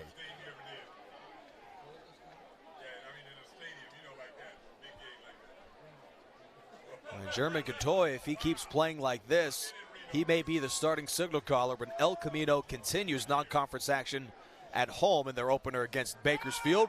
Off play action, his throw is deflected by Kobe Fitzgerald. Number 5. El Camino goes 3 and out. That'll bring up a 4th and about 6 for the Warriors. Kobe Fitzgerald, 4 tackles, 1 for loss and a deflection. He has sparked this Riverside defense, which as a unit has given up just 3 points. Well, he was a big-time player in the Trinity League, played at Servite High School, lived out here in Corona, but a very big-time athlete. We saw that play from Jalen Bowens was the second down completion to Dion Moore for El Camino. This punt is waved off. Excellent punts by El Camino. That rolls to the 9-yard line. That's a 57-yard punt for Campbell Gatus, longest of the game for the freshman out of Los Angeles. I don't know if you can get much better than that in the entire year. And for El Camino, a common theme is developing here in the third quarter. Time of possession so far, 19 and a half minutes for Riverside, 12 minutes for El Camino. You got to be happy, Coach Kraft. You got to love it when you can own the clock with a sizable lead. And also the Tigers had 14 first downs coming into this drive. El Camino with 5. As RCC has first down from the 8s. Incredible offensive performance, especially in the second quarter for the home team. Inside run, this is to Cameron Bosley, number 28. And he's tracked down to the 14-yard line. It's really hard to keep track of all these running backs over there for Riverside. Elijah Bennett, Joseph Griffin, Thomas Kinslow, Jamal McGlory, Jalen Young, Cameron Bosley. All 6 have carried the ball today. And Cameron Bosley was the starting running back to start this ball game. Had a couple really good runs negated by a couple penalties. Yeah, I'm sure that's something that they'll look at, will the Tiger coaching staff, throughout the week's preparation. Bosley heads to his right and is tackled at the line of scrimmage. Riverside, their only road game of September is next Saturday, when they will visit Nathan Chappelle Stadium to battle Fullerton. The Hornets, until midway through last year, were looking like the best team in the country.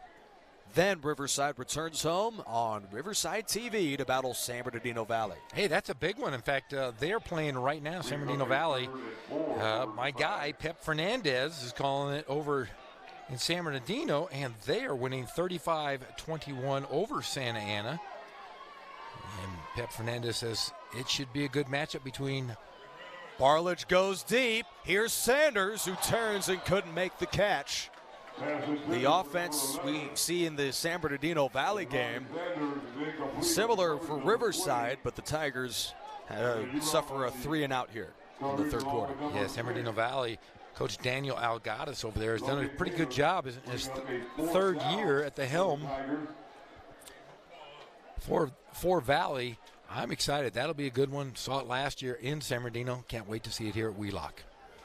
Yeah, rematch of last year. So here comes the punt team for Riverside. Deep to receive is yet again the sophomore from Sparks, Nevada, Robert Farrell. End over end punt. Soars to the 42. Here's Farrell. Heads right at the 50. 45. Breaks a tackle 40. Farrell is then hammered down at the 33-yard line. Lionel Masivi was there for the Riverside tackle. After a good return from Robert Farrell. And for El Camino, this may be their best field position of the game. Indeed it is. The Warriors have got a shot at some points here to start the third quarter. Let's see if they can capitalize on this great field position. That is a listed punt return for Robert Farrell of 23 yards. incredible effort to break several tackles throughout that run from the sophomore. As now El Camino out of Torrance, California. They'll go with a reverse pass, and throwing upfield is Moore. He fires into the end zone. It's juggled and dropped off the hands of Timothy Staples. The sophomore tight end was about 5 yards open, but Moore, it took him a couple seconds to get rid of it. It was a bit behind Staples and incomplete. Great play call, though. In fact, both men were wide open. Should have been caught. The entire bleachers here of Riverside, a sigh of relief. Number 10 is Sanchez. He gave it back to Moore, who launched it deep. Staples he had about 5 yards of separation before then, but Roy Estes is there for the deflection, number 1. From the 33, Tigers bring a blitz. Gatoy gets out of it and is spilled by Kua Olatoa, forcing the lost helmet of Jeremy Gatoy. He'll step out of the game for a play, or he should. Yes. And there's Dylan Lymel, who checks back in. Transfer from Idaho, who's a former 3-star prospect out of Hawken High School. Offers from Boston College in Utah. But he left the game, replaced by Gatoy. 3rd down and short. He hands straight ahead to Brigine, and he has nowhere to go. El Camino could not take advantage of the good field position and now face a 4th down and 5. Right, they're going to go for it. First down make at the 23-yard line. El Camino goes with a wide 2x2. Bermudez has been quiet since the first quarter. He's in the right slot for the Warriors. Running back is Kyle Moten out of Bishop Montgomery High School in Hawthorne. Tigers crowd all 11 players within 5 yards of the line of scrimmage here. Gatoy, off play action, steps up, pumps, runs. German Gatoy is near the first down. Incredible effort from the El Camino quarterback, with Alex Navarro Silva making the play for the Tiger defense. 5-yard run and a 4th down conversion for the Warriors. Gatoy, very big, 6'2", 220, showed his power on that play. He had 10 rushing touchdowns at Dorsey High School last year, so he certainly has the scrambling ability. Inside run to the Warrior freshman, Kyle Moten. And he is stacked up at the line of scrimmage, maybe have gained a yard or so for Moten. As El Camino struggled with just over a yard a carry in the first half of this football game. Meanwhile, Riverside enjoyed about a 3.5-yard per carry clip in that first half. Gatoy off play action. He looks, throws into the end zone, and overshoots Damani Sanchez. Incomplete. Yeah, that might have been an offensive pass interference. Push off there. No call, but just a little bit overthrown. Setting up a 3rd down, 7th play of this drive. German, Gatoy, and the Warriors. 4 receivers are in there. Midway through the 3rd quarter, El Camino trails by 17. A far cry from where they were in the 3rd quarter last year when they lost to the Tigers in the SCFA playoffs by 39. Gatoy unloads into the end zone and overshoots his man again, intended for Tariq Johnson, who has been held to just 1 catch for 41 yards in this game. Warriors will bring out Campbell Geddes in the field goal team. Geddes hit one from 32 yards late in the first quarter of this game to put El Camino on the board. Then the Warriors notched a pick 6 late in the half from the interception return of Jalen Luckett. Now on the stat sheet, it says Justin Sanchez brought it back because he was the first one to touch the ball. The ball popped in the air, and Luckett then recovered off the ricochet for El Camino. This is a 38-yard attempt. It's blocked. Ross denied it. He's then diving for the ball. It's loose at the 36-yard line. Flag is thrown. Lei Mounga quickly runs off the field after he shoved a player late, but the Tigers will have the football about their own 20-yard line after the penalty.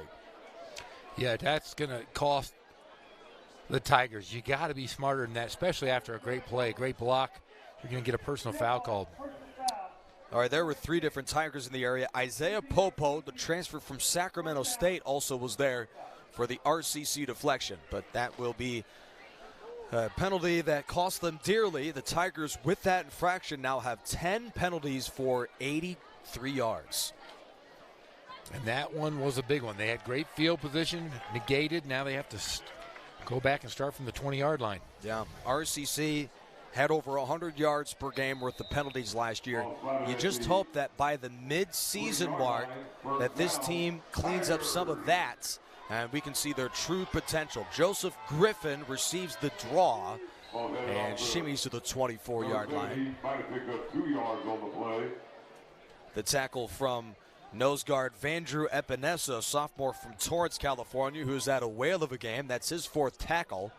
He had 28 with 5 for loss, 1.5 sacks, and a fumble recovery last year. 2nd down and 7. Midway through the second quarter, neither club has scored in the second half. Armstrong Johnson. Best name tonight. Yes, he picks up the first down. Nick Rice, Jeff Gorham, and also Brian Wilson on the sideline. Getting some good look at the Tigers in that sideline as Wilson.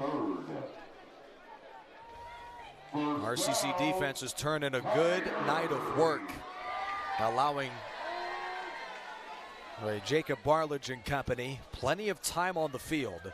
They have almost doubled up the time of possession of the visitors, the El Camino Warriors, here by this point of the third quarter. Wide 2x2 for the Tigers from the 31. The pass slips off the hands of Barledge and is picked up by the Warriors. Touchdown, Rooney Amason, number 34. Ball fumble into the backfield. Picked up by El Camino. Touchdown, Warriors. So one mistake leads to another, leads to a score here on this one drive. That may be the easiest touchdown. In fact, the first touchdown of the career of Rooney Amason scored by the sophomore defensive back. And with El Camino's offense held to 3 points, along with under 150 yards for the game, half of that of the RCC Tigers, the Warriors have cut the lead to just 2 possessions.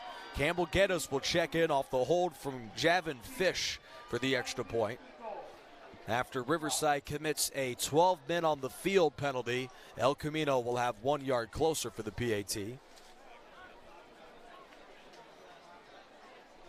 Well, it certainly does demonstrate the talent level, penalty decline there, talent level of the Tigers, knowing that they have committed nearly 100 yards of penalties, suffered 2 turnovers that have resulted in touchdowns for the Warriors, yet RCC, as this extra point is good, still leads by 10, despite all those mistakes. Well, I'll tell you what, you got to be happy with the lead, but you can't be happy with the play that the Tigers have displayed here that have cost them, and it's really been the penalties. And you can say it maybe the first game jitters, but yeah, well, as we see here, Griffin, the running back, may have had a shoulder pad deflect that. I thought it just slipped out of Barledge's hands. No, it was definitely a deflection as he was getting ready to throw the ball. Let's take another look at that. That's an unfortunate play, but one that I'm sure the running back coach for Riverside will speak about after this football game. Did you say speak or yell about? For all of our viewers, I want to give them the visual of speak, Shandon Silva, as the Tigers coaching staff is very much accomplished. Not just the head coach, Tom Kraft, but James Cook, who's in his 10th season as RCC's assistant, 7th season as the defensive coordinator. And James Cook is the one most involved with bringing these recruits in. He's the recruiting coordinator. So he should certainly give James Cook some mention for putting together another stalwart football team. Kennedy, the Southern Mississippi commit, returns from the 1. Convoy at the 30. Tyler Kennedy, 40, 30, 20. Touchdown Tigers, 99 yards.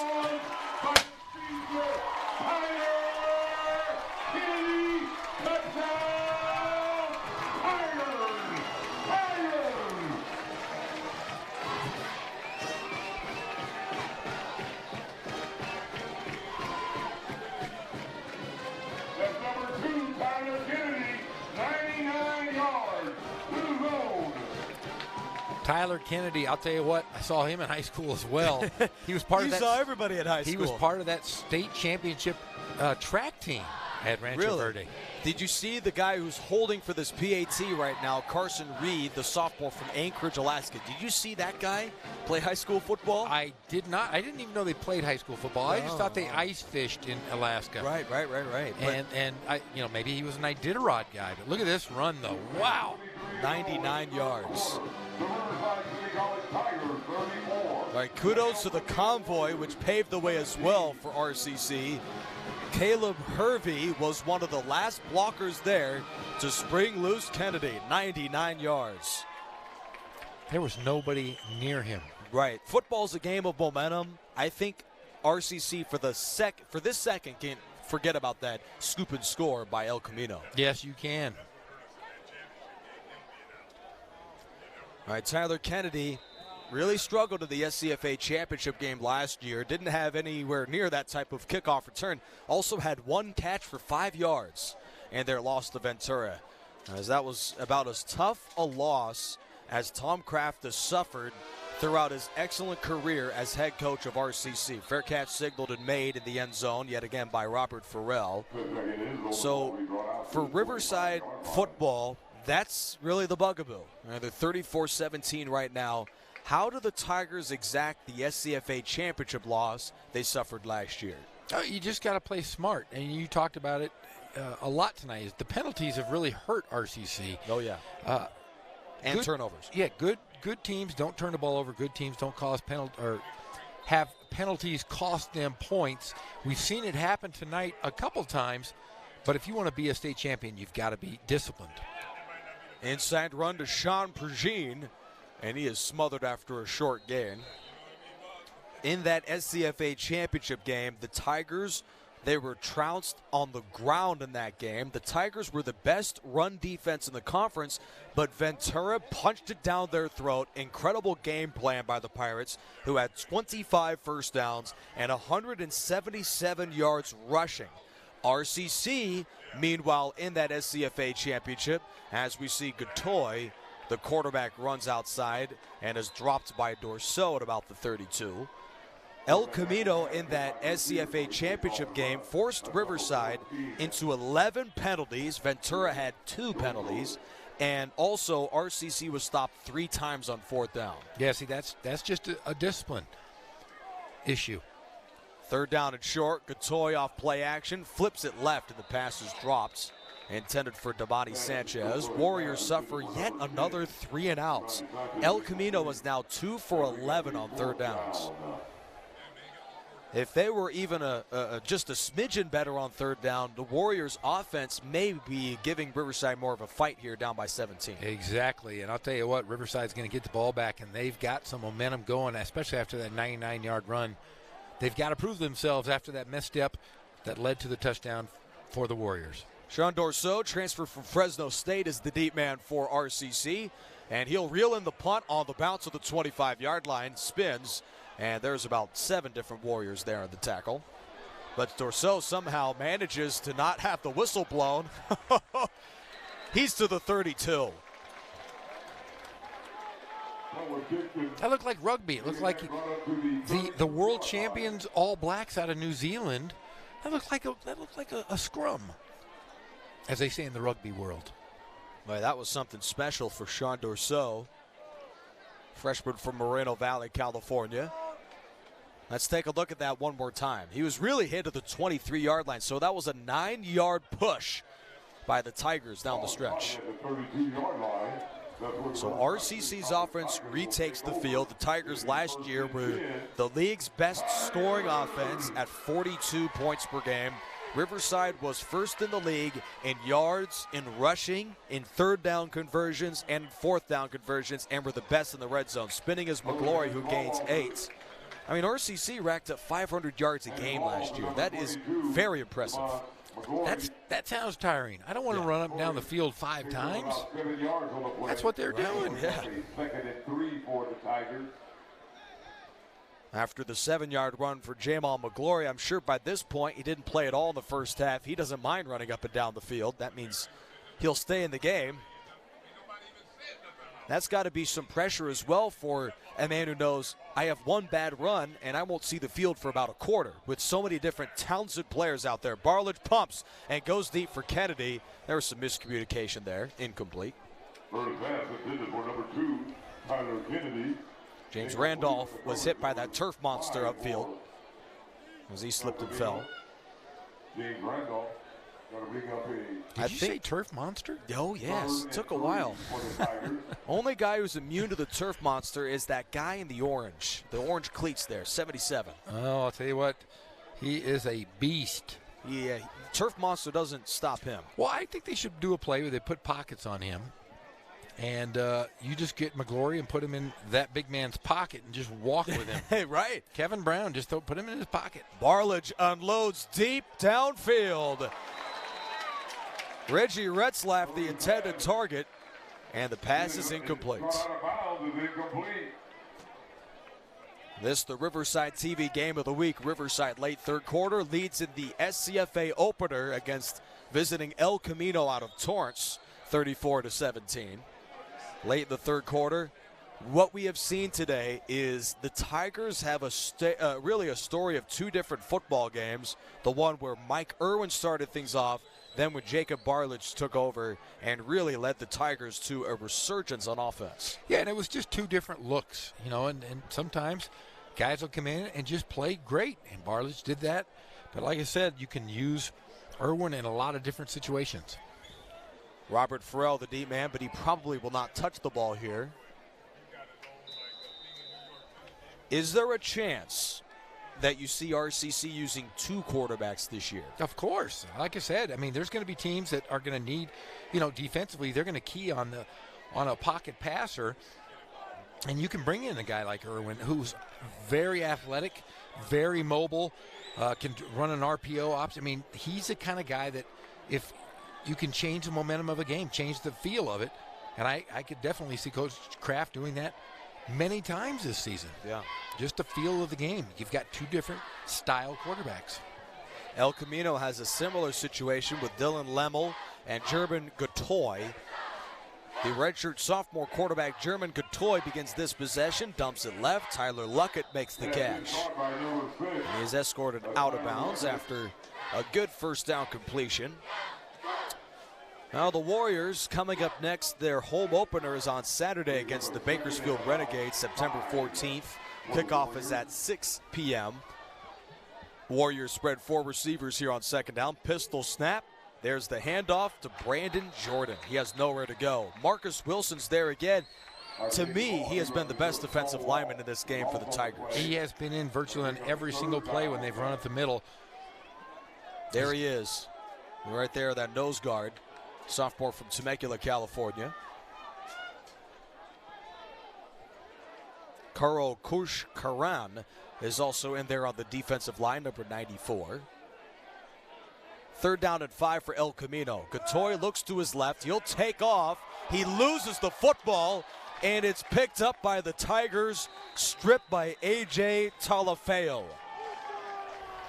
Quarterback on a short run. He fumbled. It was picked up. The recovery is by Zachariah Hollifield, number 39. There he is.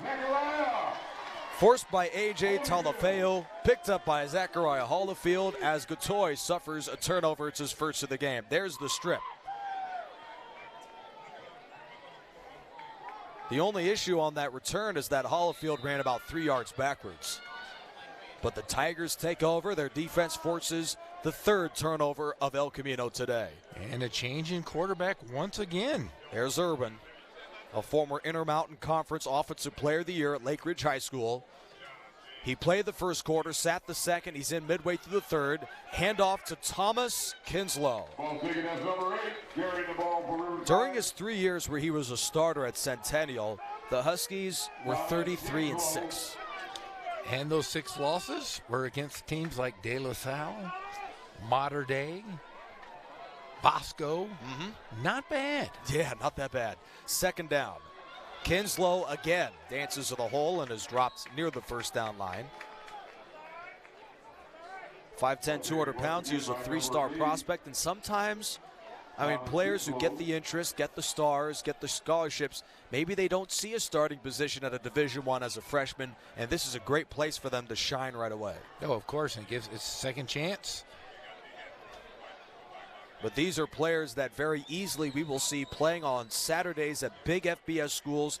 And for certain players like J.C. Jackson, who is the cornerback of the Patriots, we'll see them playing in the future on Sundays. Kinslow off a bad quarterback-running back exchange, lost the ball, picked up by Irwin. Tigers go ground 3 times and are forced to punt. Brings up a 4th and 6 for the Tigers. All right, so far, Riverside's third quarter scoring was just the kickoff return from Kinslow.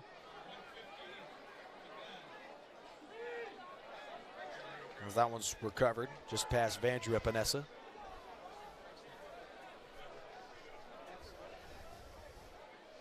Here comes the snap. Cervillos gets rid of it. That was impressive. Flag thrown. That could be a first down pickup for RCC. Cervillos took a tumble right away. Max Ohuya, number 8 for El Camino. No, it still will be 4th down, it appears. Right into the kicker on the defense. 5-yard penalty. 4th down.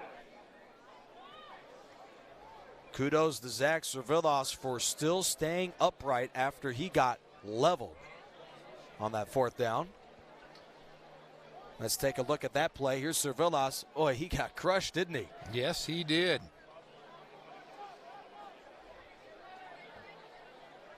So El Camino, it appears they may have to keep the return team out there. Shoot, maybe Riverside goes for it. Hey, if I'm Coach Kraft, I go for it. As close as you are, that could put the dagger in right now. I mean, yeah.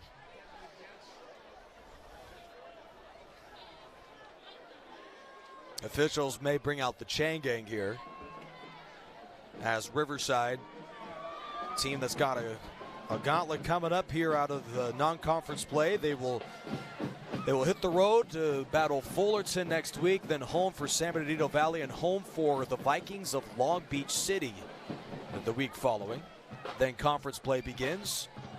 Their league includes Grossmont's, Southwestern, along with the Tigers also play Golden West and Orange Coast in their conference. And that's coming up for RCC football. You can catch Tigers football all season on Riverside TV along with high school football on Riverside TV as well. We cover it all. We cover it all. We sure do. Here from balmy Riverside. Little warm tonight. Should get a little cooler in a couple days. So that'll be encouraging. It'll be 4th and about a half a foot. 4th and a foot. Irwin is the quarterback. Elijah Bennett, freshman running back out of Claremont, California, is the tailback. Irwin the snap. Quarterback sneak gets a push from Bennett. This is very close. Second effort, he's got the first down. Boy, Riverside, let's just call it right now, they are the best rugby scrum team in the country. See, when I played professional basketball overseas, I lived in New Zealand. You did? So wow. So I got a chance to watch the greatest rugby team in the world, the All Blacks. Used to go down, and it was an event. I loved it. It was great, but there's nothing quite like American football. Yeah, I can't get into the rugby because of the rules. They just confuse me so much. I'll see a guy cross the end zone, but no points are scored. No, that's why you go to the game early, and you drink soda pops, and then you don't care what's going on. It's just an event. You get 100,000 people, and they all walk to the match. It's fantastic. All right, there was an offsides there against El Camino. That rugby scrum goes for naught. Maybe the best rugby scrum, yes, in the country, not the world. So RCC's got another crack at it here at the El Camino 37. Irwin, 3-step drop, hit as he throws. At the boundary, here's Kennedy. And when he's got open space, he is dangerous. He is spinning around. One of the Warriors is hurt as he runs out of bounds. Max Ohoya, the freshman, took a shot from Kennedy, and he's got some moves, doesn't he? I'll tell you what, it was like Dancing with the Stars out there. Yeah. It looked choreographed. I don't know where he was going, but he sure looked good. I didn't know. Maybe he didn't know where he was going either. No, I don't think he did. I think he got so confused. Watch him. Whoop, whoop. There's one. Whoop. There's two. He's rolls two back. Guys. Luckily, that guy, number 8, didn't even, or rather got hurt. And good job to our camera guy for hanging in. Look at him. He didn't fall. He deserves an award for that. Yep, kept the camera upright. Our award-winning crew. Warriors suffered 2 injuries on the play. I believe. Soon enough, let's get a score update from that San Bernardino Valley game, shall we? I will have to give it a shot. I believe Steve, our camera guy there, took a shot. Hopefully he's okay. Oh, yes. Let's ask him what's going on there. One of the Beach Boys in the house, Brian Wilson as well. There he is. There's Brian Wilson. Hang it in tough as well. He was near the cameraman there, Steve. There he is. He's hanging in. Tyler Kennedy, he's not even looking at him, but boy, Steve, he hung in like Jacob Barlage in the pocket. Oh, no, now it's not looking so good. He's a little injured there. Yeah, I don't blame him. All right, so that was a 5-yard completion and a whole lot of fun. That brings up 2nd down. Irwin looks long, and he's going to throw into the end zone. Touchdown, Tyler Kennedy's got it again. And the Tiger receiver has got 2 today. Riverside adds to their lead. Number 2 with touchdown number 2. He is going to play football next season at Southern Mississippi after he competes this summer in Dancing with the Stars.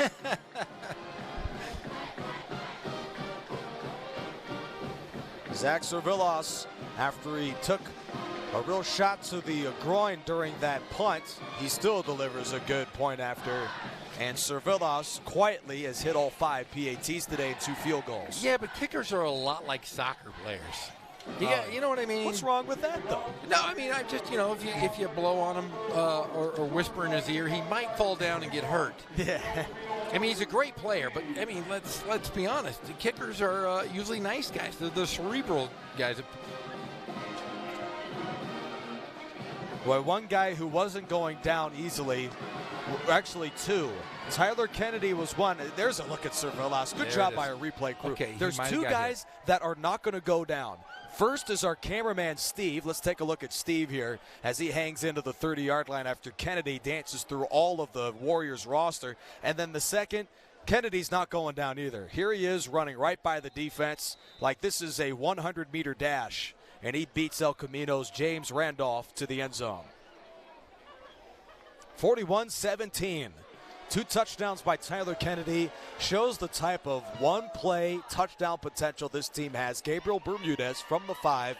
He is hammered at the 19-yard line. Excellent special teams play by Brady Sheehan, freshman from Redlands.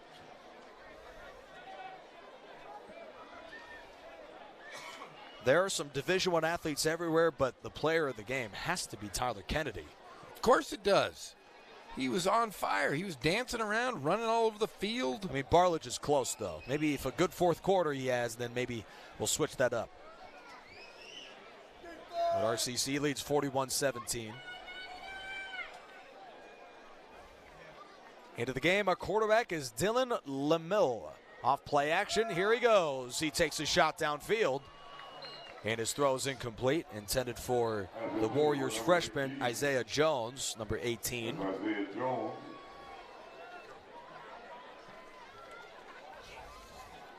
And the other kudos hanging in throughout this football game. Here from a pretty balmy Riverside. Temperatures are still in the low 80s, upper 70s. How about our thousands of fans that have filed into Wheelock Stadium today? It's all of Riverside is here. Yeah, the whole city. Early movement from Edward Calhoun. Lemel on a free play, throws incomplete. Intended for Jones. Or rather, Deontay Washington, sorry. Number 99 was the one who jumped early. Offside, defense, number 9. 5-yard penalty, remain 2nd down. Unless Riverside plays this team in the SCFA playoffs like they did last year, Riverside won that game 63-24. This is the last time we're going to see the Warriors this season. What's your impressions of El Camino? I think, they're not as in a great conference as RCC, but I'll tell you what, this game one, there's a lot that could change. They're gonna tighten up the screws. They'll be a pretty darn good ball club. They got to where they were last year because they were good. And I'll tell you, teams can be different from 1 to 10. We know that. How about 1 to 2? That's usually what they say. That's the biggest improvement for a year. So we'll get a chance to see them against San Bernardino Valley and just how much they have improved and kind of tightened up the loose screws on this well-oiled machine they've got going right here. As at the end of 3, Riverside leads 41-17. That's got to be game 3 when they play San Bernardino Valley, where if they're going to really take a shot for the state championship, where they kind of fix some of these things. That'll be pretty important. And they've got to play smart football. And at times we saw Riverside didn't play smart football. They've got a sizable lead, but you have to play disciplined, you have to play smart, and you have to play within your means. You can't be an individual. You got to be a team. Do we have Brian there on the sideline? Maybe, maybe not. But at the end of 3, Riverside leads 41-17.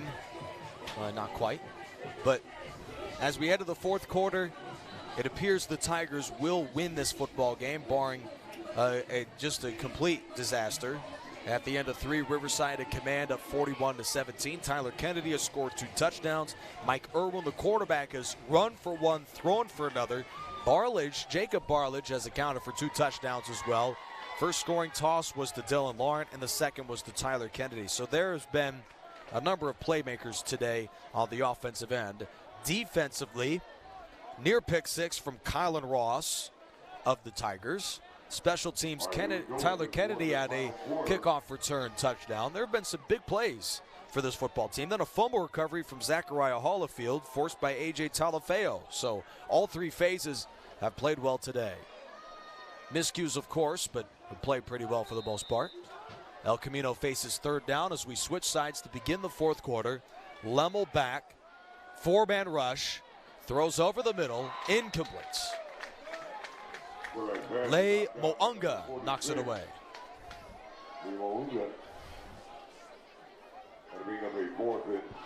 So after that play, 3 and out for El Camino. Warriors bring out the punt team.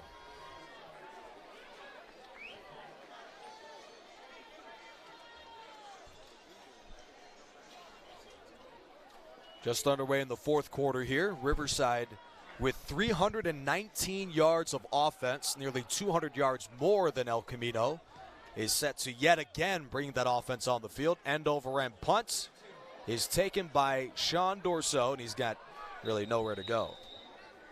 And with that, let's take a look at some of the scores across the SCFA. Fullerton beats Golden West today 38-33. Important matchup as the Fullerton Hornets are one of the top teams in the SCFA. Long Beach will be the team Riverside plays in a few weeks. They win in San Diego 55-24 over Grossmont. And lastly, at the half, Ventura, who Riverside lost to, the Pirates made the state championship game a season ago. Ventura at the half leads Orange Coast 45-7. So Riverside, their stiffest competition out of the SCFA could be Ventura. And the Tigers would not play them until the playoffs. Jacob Barledge is in at quarterback for Riverside. Other scores quickly. Mount Sac over Bakersfield 34-7. Citrus over West Los Angeles 12-10. And Saddleback leads Canyons on the road 31-13.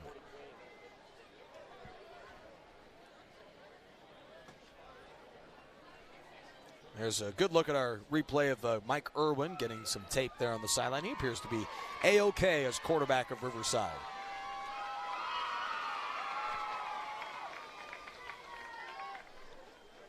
Riverside hung 63 on El Camino last year. And with a good 4th quarter, we'll have the same here today. Irwin and Bennett in the backfield, rather Barledge and Bennett. 2nd down and 7 from the 35-yard line. El Camino brings a 5-man rush. Barlage fires to an open Reggie Retzlaff, and he's got the Tiger first down to the 45. Tackled by Logan Taylor, sophomore from Harbor City, California. Reggie Retzlaff. First down, Tigers. So good pass from Barlage as he comes out of the game.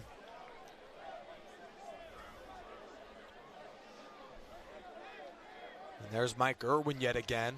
We didn't anticipate two quarterbacks to play on the same drive, but here they are. Handoff, Jalen Young.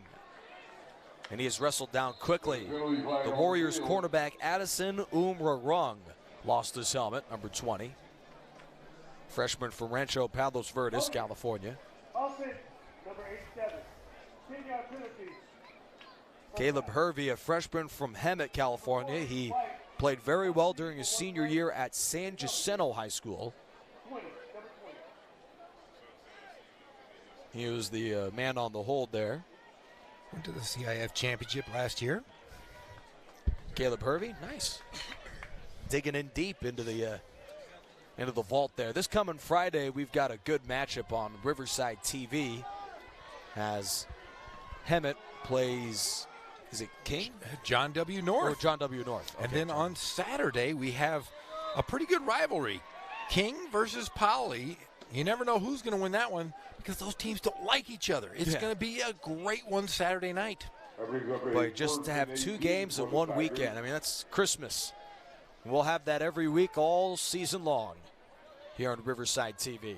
Irwin with a 4-man rush takes a shot downfield for Widener, and the pass is caught at the 15-yard line. The tackle by Davian McClinton, he thought the pass was incomplete. As Irwin launches the long ball to Rolandus Widener, it's a gain for the Tigers of 49 yards.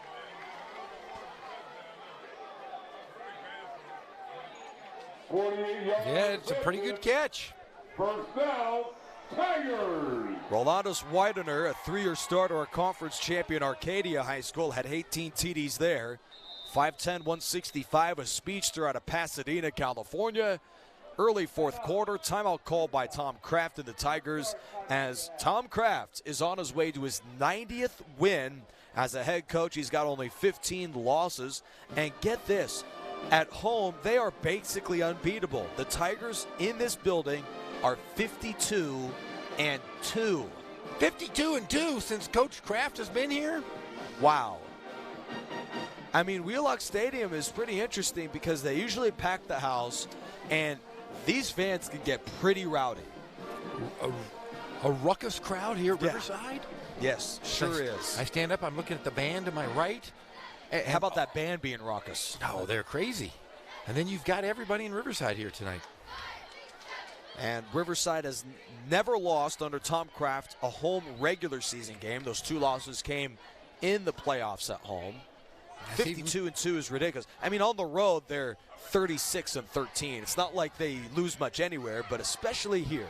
Holy they are smokes. Just about unbeatable. After the big completion of 49 yards to Rolandus Widener, Riverside is in the red zone. Empty formation. Tigers run quickly. Irwin scans the field, throws over the middle. The pass is caught by the tight end. That is Anthony Rodriguez. Down to the 1-yard line. I'll tell you what, you watched on the replay, it looked like he was going to get suplexed. Now, El Camino was refusing to give up a touchdown there to Anthony Rodriguez, sophomore from Phoenix. That's his first career catch as a Tiger. He gets lifted off the ground pretty good here. Watch this. Whoa. Levon Card, number 45. That brings up a first and goal for the Tigers. Here we go. First and goal from the 1. Snap to Irwin. Play action to Bosley. Irwin is tripped up at the 4. Irwin tripped up right at about the Andrew Barreco, freshman from Wilmington, makes the stop. You got the cannon people over there sitting in their chairs. They're anxious. They're leaning on their chairs. They want to shoot that cannon. Their ears want to shoot that cannon, don't they? They talk about it. If we can get a look at them in a little bit here, you probably sit every Saturday morning, get their Widener in motion. He heads left at the 10. He's going backwards. This may be a loss. Indeed it is. Malik Horn with a flag thrown makes the stop at the 5. Now, I think they get up in the morning on Saturdays, and they're packing their gunpowder into their whatever it is, over coffee. And they rally the troops, you know, or first to get their coffee. They got to have coffee, and they're talking about how many times they're going to have to shoot off the cannon. And apparently it's been a lot tonight. It's been a lot over the years as the Tigers are inching closer to the end zone here. Riverside's red zone numbers were incredible last year. They had the second most red zone touchdowns in all of California with 40, and they convert red zone drives into points 77% of the time. That's pretty efficient. Who is better than that? Who could have been better than that? Yeah, sorry, that's the one thing I don't know. Holy smokes, when you say 40 red zone touchdowns, that's incredible. About 4 a game. Now the Tigers, they saw that number. They want to do it, but they want to do it the hard way, I guess, as they retreat to about the 12 and a half, 13-yard line. Oh, you want to know what makes this home field advantage so tough? The barbecue cooking that they have here as well. We didn't get some yet, but we'll try it. Irwin throws into the end zone. Sanders has got it. Touchdown, Tigers. Irwin's got something cooking as well, that pocket, as he completes his second touchdown of the day. There we go. There's the cannon. There's the people that fire the cannon.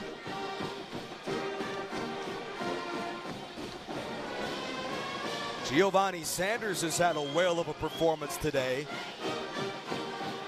Tyler Kennedy may be the big showman with the long touchdown catches and returns, but Sanders has got 2 TD receptions as well today.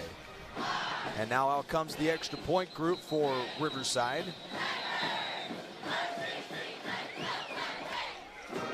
Now false start.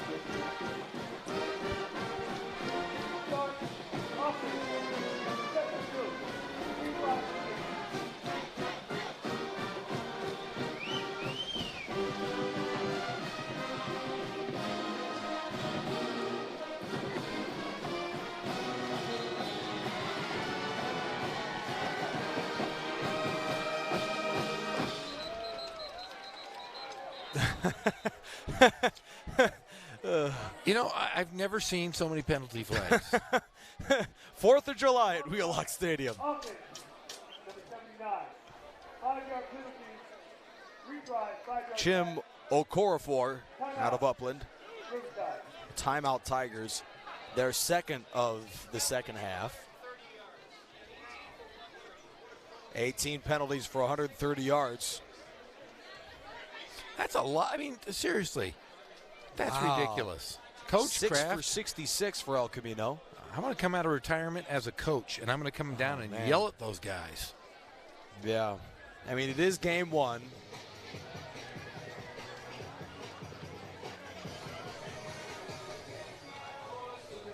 But this is a good opportunity here to rave about that marching Tigers band. Whoa, that was a great rendition. Hey, they were in the Macy's Day Parade last year. Yes, they were. They've been in movies. They've traveled the country doing what they do. They've traveled the world, they said. Really? Yeah, they talked about it traveling internationally. Wow. I want to join the band. I don't know what I can play. I've always wanted to play the tuba. That is the funny thing, yes. For guys going to junior college, this also is really one of the great stopping grounds for terrific bands.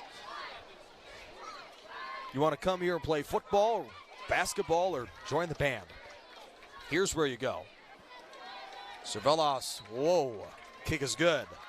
Well, it seems like there's opportunities everywhere. You got about 9,000 people in the band. You've got about 8,000 cheerleaders. I'm telling you, man, this is a great opportunity. Come out. Makes the football team look small, all these other guys here. I've ran out of eligibility probably, but I think I could be a cheerleader. I could throw some of those. You know, I'm a big man. And I think I could throw. Hey, there's the men, the cheerleading. I want to join the cheer. I want to throw people around. Oh no, you're going to get the pom-poms. You're going to wave those things, aren't you, Jeff? I would. Or be part of the dance team. I like their black shoes. Hey, here's a look at that touchdown throw from Mike Irwin to Giovanni Sanders. Boy, that was a thing of beauty. Sanders, he wasn't just open. There wasn't anyone in a zip code. And that was a red zone touchdown catch for the freshman out of Murrieta, California. He went to my rival school, Murrieta Mesa. We'll still give him credit. End-over-end kickoff is fielded at the 5-yard line, brought out by way of Bermudez to the 10, heads right to the 20, and is tackled short of the 25-yard line by Lei Mo'unga. I just continue to talk about Mo'unga today. As number 2 taking that ball, he brings it out to the 11:27 to go in this football game. Riverside leads 48-17.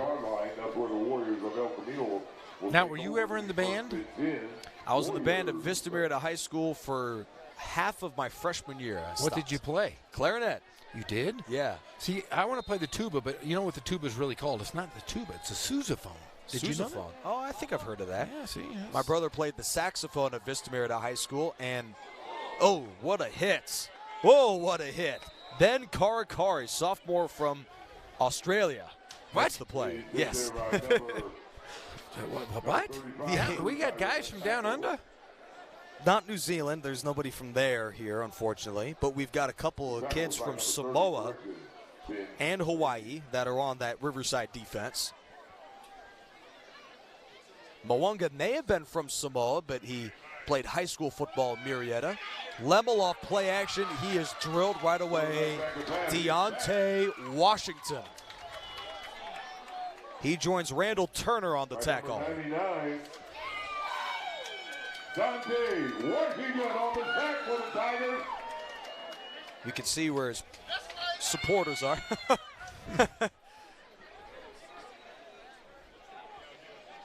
Deontay Washington, freshman from Colorado Springs. 3rd down and 16. Lemel, who played football at Idaho before transferring here. He also is fielding offers from Boston College in Utah. The quarterback is in the shotgun set, early 4th quarter. El Camino down. He fires over the middle, drops off the hands of Farrell. Number 83 in this drop set, coming up a 4th and 10, 4th and 16. Head coach Gifford Lynham, before El Camino plays Bakersfield at home, they've got to correct this 3rd down percentage. Warriors are 2 for 15 on 3rd down. Is that even a percentage point? That's Man, something like that. And since the 1st quarter, they're 0 for 9. That's definitely not a percentage point. I mean, the Warriors, their offense looked pretty solid in the 1st quarter. We saw them engineer the field goal drive as Dorso makes the fair catch. So they did show some offensive firepower, but there's something to be said about playing these particular RCC defenders where many of them are just bigger, faster, and stronger than you. Like the Bionic Man, the $6 million man, they're better athletes, bigger, stronger, faster. And bigger, faster, stronger than the 9th best team in all of the states, according to the California preseason poll. But we don't count that one because there's a national one. We are number 1, my friend. Yes. Does this look like the top team of the country? Yes. Sure does. If they don't have penalties. Yeah. If there weren't any referees, but they still look incredible and maybe the best team at the end of the year. Young runs and he stopped at the line of scrimmage. So what do you say as a coach to a team that has this many penalties? Knock it off. Knock it off, or I'm gonna make you do bear crawls for a month. Do they show up to practice tomorrow, or do they get Sunday off? You got to give them Sunday off. Okay, all right. But then Monday you come back and you say how many penalty yards do we have tonight? Oh, that's how many bear crawl yards you're doing, huh? That's how you do it. Wow, that is a football field and then some. Yes. Either that or take away their food. Oh no, that'll make them angry. That's uncalled for. 4 receivers are out there. Mike Irwin is looking long. He goes deep again and overshoots a man who had a touchdown, Dylan Lawrence. Well, you know what I do at home with my kids when they don't do it as I ask them? They're like penalty flags. So I say, hey, look, you're not going to get to play your video game. And then they usually turn it around pretty quick. You might give them a day off, whatever, where they're kind of being ding-dongs, my kids. Mm-hmm. But I take stuff away from them. Hey, Coach Kraft needs 7-foot-tall ding-dongs. Yeah, my giants at home. And 11 for the Tigers. Any of them going to be taller than you? Maybe. All of them. What? Not better looking than me, but taller. Oh, definitely not. Intended for Armstrong Johnson. That pass is incomplete. Well, they got the curly hair from you, so there's a start. You know what? I was just going to bring up the hair thing. You know, the thing is, I am bald as can be. I see some hair back there. Yeah, I don't. It fell off my head and went onto my back. No, honestly, my kids, I was going to say this. As goofy as they are sometimes, they're always going to have hair, which really makes me mad. Oh, man. Because, I'm a science guy, and it goes through your mother's or the mother's father. So my mother's father. Yeah, okay. my wife's father has a great head of hair. And I look at my kids, and they've got great heads of hair, and they're never going to be bald. They're never going to be ridiculed like I have been. Did you get to see your mom's father quite a bit? Yeah, he was bald. No. So that really is well, he got rid of that punt. And there it is, hitting one of the offensive line coaches. Right in the head. Yeah. Look at him, he's still coaching. Oh, he did not stop to even turn around. Josely Lafeli. There's a good look at the offensive line coach. He took a shot. In fact, the back of his hat has a little dent in it. I want to. There we go. Let's see if we can see it. Here's the replay. Here's the replay. Pharrell knew it wasn't going very far. Bam! There it is. Look, but he still coaches. He doesn't. That was probably mid-sentence. He thought it was a rock. Look at it. He's tough. A pebble or something like that. Yeah. Warriors possession. And he is brought down. Keanu Henry out of Valley View High School makes the play. Number 98.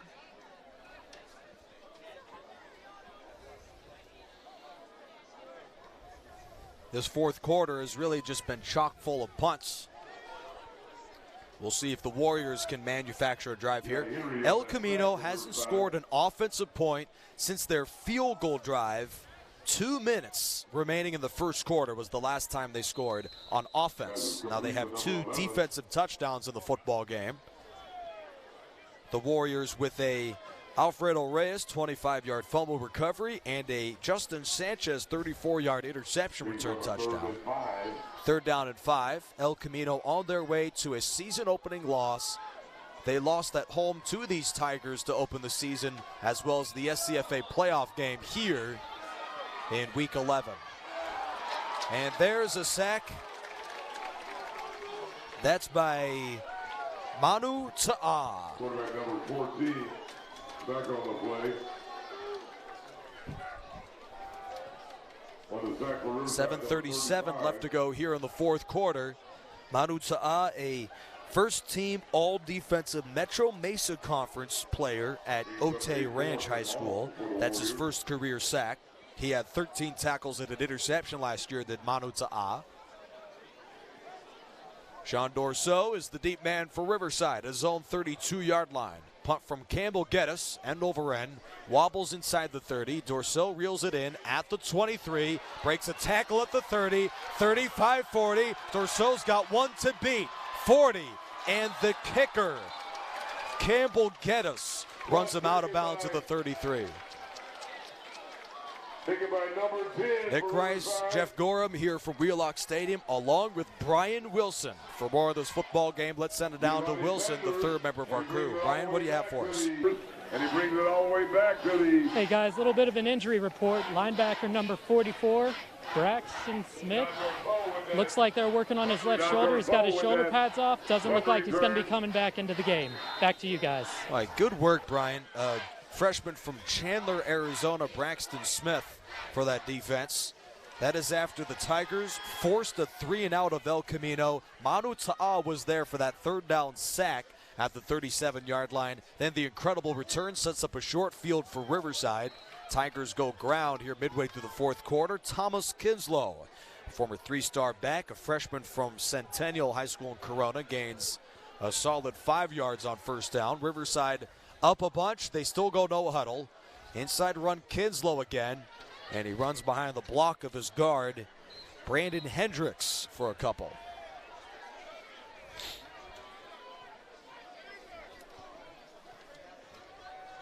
The left tackle, Kevin Brown, is 6'7", 400 pounds. The guard is 6'5", 270. He's a little guy. He is. And the center is 6'4", 295. He's small, too. First down, Riverside. That's number 8. Kinslow's tripped up by the Warrior linebacker Malachi McMahon, freshman from Inglewood, California. 6:12 to go. Offense, number 73. Taking out penalties. If memory serves me right, that's now 19 penalties for 181 yards. A lot of bear crawls. Yeah. We get to cover the team, look at how they're doing, then we get to go home, and on Monday we get to hear about practice. Yes, and I will say this. This game would have been over about 2.5 hours ago if they wouldn't have had any penalties. But, I mean, you've seen your wife so much that, you know, I'm sure you don't mind.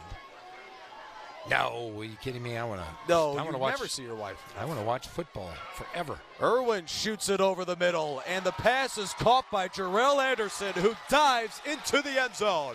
Touchdown, Tigers. The freshman Jarrell Anderson has his first scoring catch of the year. There's a look at the Cannon crew just for a moment.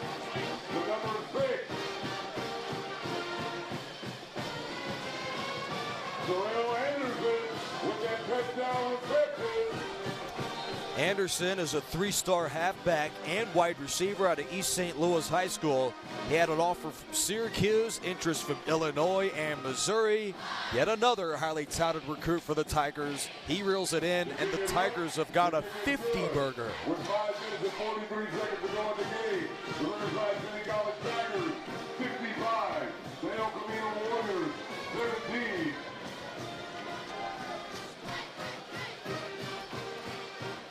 The Tigers went from 5 minutes to go in the first quarter to late in the third quarter without a touchdown drive. Then here they are just racking up the touchdown throws. Mike Irwin delivers it to Anderson, and he absorbed the good contact upfield. That was a strong catch and run from the freshman. You look up, it's double nickels. 55. Holy smokes. And now you see why RCC racked up 63 last year. This offense, it really, they went like a stretch of nearly 2 quarters without too much other than field goals manufactured. Then in just a matter of moments, they're racking up the 7 points. Returned from Jarrell, who heads to his right and is hammered near the boundary. Diavante Davis-Smith, freshman from Chicago, makes the stop. Oh, he almost fell onto the sidelines. He's very excited. He sure is. Can't blame him. Number 18 on the tackle, Davis-Smith. And now he gets some water from his coaching crew following the good tackle on special teams. So Irwin has thrown 3 touchdowns and Barlage has thrown 2. Kennedy has a kickoff return touchdown. Riverside has 3 takeaways on defense. Safe to say all 3 phases has played very well today. Yes, they have. Just unfortunately the penalties, but those are fixable mistakes. It'd be one thing if they just couldn't execute to a sizable win like this. So it's got to be encouraging knowing they lead 55-17 and they could have been leading 85-17. And that is just something special. That's incredible. Well, really more like 55-3. You think about the turnovers, but go ahead. Our run gains a couple. Yeah, you're right. I mean, it really could be 70-80-3. Yeah, isn't that crazy? And this is the 9th-ranked team. And yes, Riverside battles another. They're not a 9th-ranked team in the state, but Fullerton is ranked in the top 20 in the SCFA. The Hornets suffered some big losses from last year, but RCC's got 3 tough tests in a row. I mean, when you think about Fullerton, San Bernardino Valley, and Long Beach, they've got just a gauntlet coming up here. RCC doesn't get a break until their bye week in about a month from now. Yep, county rivalry. Well, This replay, as we see here, features this run and just a collision from the El Camino left tackle, Dwayne Wingfield, freshman from Hawthorne. He took a tumble there. He's on the far right of your screen, number 73, and he is the injured offensive lineman for El Camino. There's another look at it. Just an unfortunate late game play. As soon as coaches see this, I'm sure if I were both, I'd be throwing in third and fourth stringers. Yeah, you got to be smart. I mean, you're down a bunch. Just get out of here without getting hurt. Yeah. Just play smart football. Yeah, this looks pretty serious. Again, Dwayne Wingfield, freshman from Hawthorne, California. This would be a good opportunity to take a look at some scores from across the state of California, especially the SCFA. The next top-ranked team in California is Saddleback. They lead 38-13 against College of the Canyons early in the fourth quarter in Santa Clarita. So it appears Saddleback will enjoy their winning ways yet again as they are set for a 1-0 start. How about this score from the battle between San Diego Mesa and Southwestern, two of the top teams in that city? San Diego Mesa, the Olympians, lead Southwestern 14-4. What? Exactly. I'm guessing 2 touchdowns and 2 safeties. And then other scores across the SCFA. Mount San Antonio beats Bakersfield 34-7. Cerritos over East Los Angeles 21-7. Ventura, a final against Orange Coast at home 45-7. And Long Beach won on the road in San Diego 55-24 against Grossmont earlier. End over end punts. Dorso dropped it. Yet corrals the ball at the 15-yard line. That's the second muffed punt that he's recovered both of them. Good job from the freshman. And RCC may just be able to run out the remainder of this clock. The Tigers will finish this game with nearly 40 minutes time of possession. That's pretty good. I'll tell you what, these JC football games, they last forever. So we're pretty much at 3 hours now. See, I'm glad they started at 6. You start at 7. They're going to be playing until 10, 11 o'clock at night. This is perfect. Yeah. Play in the day a little bit. Got some nighttime. Well, let's knock on some wood because, of course, if this game or if a game in the future went to overtime, probably be a similar storyline.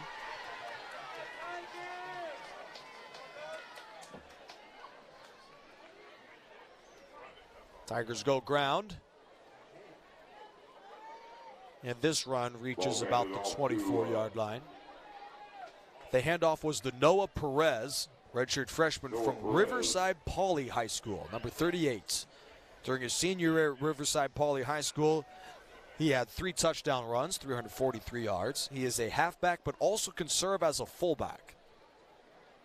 He's certainly got some size there.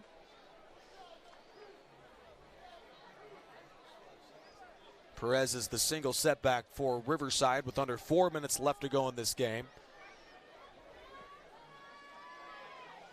Run to Perez, dances across the line. He's got the first down out to the 30-yard line. So Riverside today, they will have over 150 yards rushing. You thought this rushing performance was impressive. Last year they averaged 260 per game rushing. Good golly. So we'll see if that run game can improve over the course of this year. They have enough running backs. Yeah, they certainly do. The impressive performances today were by the 2 quarterbacks, Mike Irwin and Jacob Barledge. 5 TDs between the 2 of them.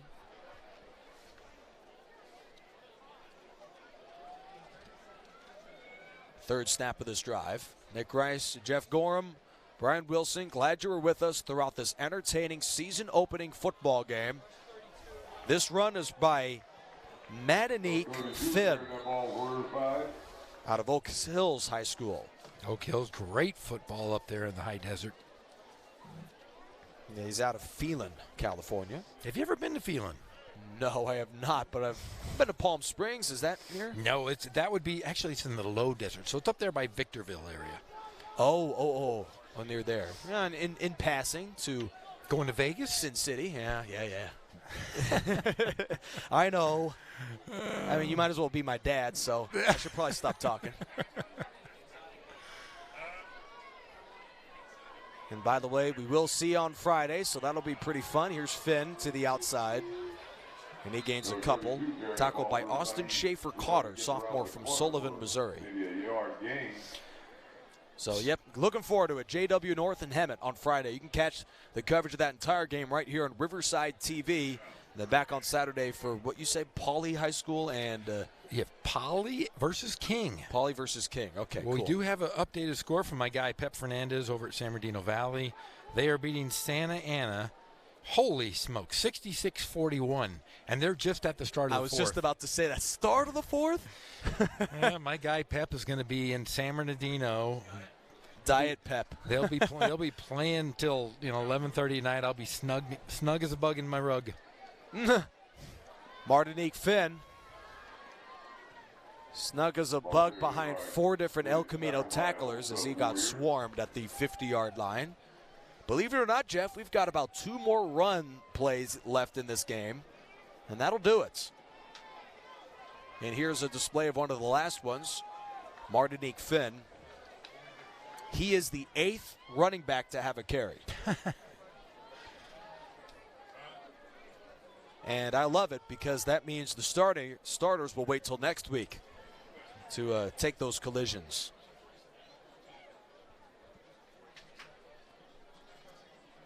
This is a good opportunity to mention that the running back that started last year for Riverside, Malik Walker, is now playing football at Portland State. So congratulations to him and his family. He was one of our fan favorites for RCC football last year, Malik Walker, a 5'7" running back. I'll tell you what. Or go ahead. I was going to say, going to Portland State, you couldn't go to a better place. I was up there calling a basketball game the last 2 years up there. And, really? And I'll tell you, what a great place to go. Yeah, the Vikings, huh? Yeah. A lot of big money being spent in their facilities. New basketball, new football facilities. Wonderful place to play. Last play of this football game. Mike Irwin transferred from Oregon. That's not the same exact school, but it's a beautiful part of the country, Portland. There's Barlage with the knee, and this game is over. The RCC Tigers dismantle El Camino 55-17. The Warriors registered 3 offensive points in a demolition for the RCC in all 3 phases. Their juggernaut wins the first game of the season. Tom Kraft notches his 90th win as the head coach of Riverside in a 55-17 RCC win. Yeah, and they did it strategically. They did it because they were better athletes than everybody, but they need to definitely tighten up the screws. Do not get any more penalties, yes. And they will be playing for a state championship. Mike Irwin was the quarterback of RCC to begin this game. He scrambled for a 2-yard rushing touchdown to give the Tigers a 7-0 lead, then hooked up with Reggie Retzlaff late in the first quarter on a 3rd down and 15. That set up the scoring drive, capped by a 25-yard TD toss from Irwin to Giovanni Sanders. And at this moment, RCC leads late first quarter 14-0. But German Gatoy, who was the backup signal caller to begin the game, he launches this long ball to Tariq Johnson. That sets up El Camino at the 31. Then Johnson on the next play gets drilled by Jalen Bowens of the Tigers. That is a penalty which pushes the Warriors closer. El Camino finishes that possession with a field goal. And with 2:46 to go in the opening quarter, the Riverside lead is 14-3. Then Servillas, the sophomore kicker out of Norco, hits a 33-yarder. That caps off an 11-play, 67-yard drive. RCC leads 17-3. But a turning point in the half came on this sack from Vandrew Epinesa. Then a touchdown by the El Camino defense, their first of 2 today. And this is on an interception from Justin Sanchez, then a fumble and a recovery by Jalen Lockett. 17-10 Tigers with just over 5 minutes to play in the first half. But Riverside responds right away. They drive 8 plays, 38 yards in 2 minutes, 9 seconds. This 6-yard touchdown pass is from backup quarterback Jacob Barlage to Dylan Lawrence. Then in the second half, for Tigers offense that racked up over 400 yards for the game, Jacob Barlage, the freshman quarterback, engineers a field goal drive for the Tigers, capped off on the final snap of the 3rd quarter of a 27-yard kick from Zach Servillas. 4th quarter now. with the Tigers already up by a monster 34-17 score. All right, El Camino gets back on the board with this 25-yard fumble recovery from Alfredo Reyes of 25 yards, but Kennedy responds on the very next play. What about this? 99 yards for the commit to Southern Mississippi, and RCC at that point leads 34-17. We would not hear the last of Tyler Kennedy, as after this El Camino drive ends with a forced fumble from A.J. Taleo of the Tigers. Recovery from Hollifield. Kennedy quickly responds, first with this dazzling play. This really got not just our cameraman Steve involved, but all of us up here in the booth. Dazzling effort from Kennedy. One play later, here he is. 33-yard touchdown from Mike Irwin. The score with 51 seconds left to go in the third quarter is 41-17. Into the fourth quarter now. Here's Irwin, who launches deep to Rolandus Widener, and that sets up another touchdown. Here's Irwin over the middle to Rodriguez. That puts them at the 1. Then RCC converts. It's just an absolute breathtaking performance by this offense as they score 55. Here is the Irwin TD toss to Giovanni Sanders. El Camino has a last-ditch effort, but this game was all but over as not just Deontay Washington, but Keanu Henry gets involved with that tackle and a sack of quarterback Gatoy. The quick crossing pattern is Jarrell Anderson. That touchdown gives them 55. The Tigers win in a shutout, or a near shutout, an incredible performance, 55-17. Jeff, I'm out of breath. Final thoughts for you. I'll just tell you what, shore up the penalties, play smart football, play disciplined football, and this RCC team is going to be something special. They're good now, but you want to be great come week 7, week 8, week 9, week 10. Let's send it down to Brian Wilson, the third member of our crew. Brian? Guys, you're right. Absolutely high-powered game from Riverside today. They made a lot of mistakes as far as penalties go, but it seemed like every time they made a mistake, like the fumble that got returned for a touchdown, they came right back, like the kick return right after that. They say the signs of a good team is how you respond to adversity, and it looked like Riverside did a great job of that tonight.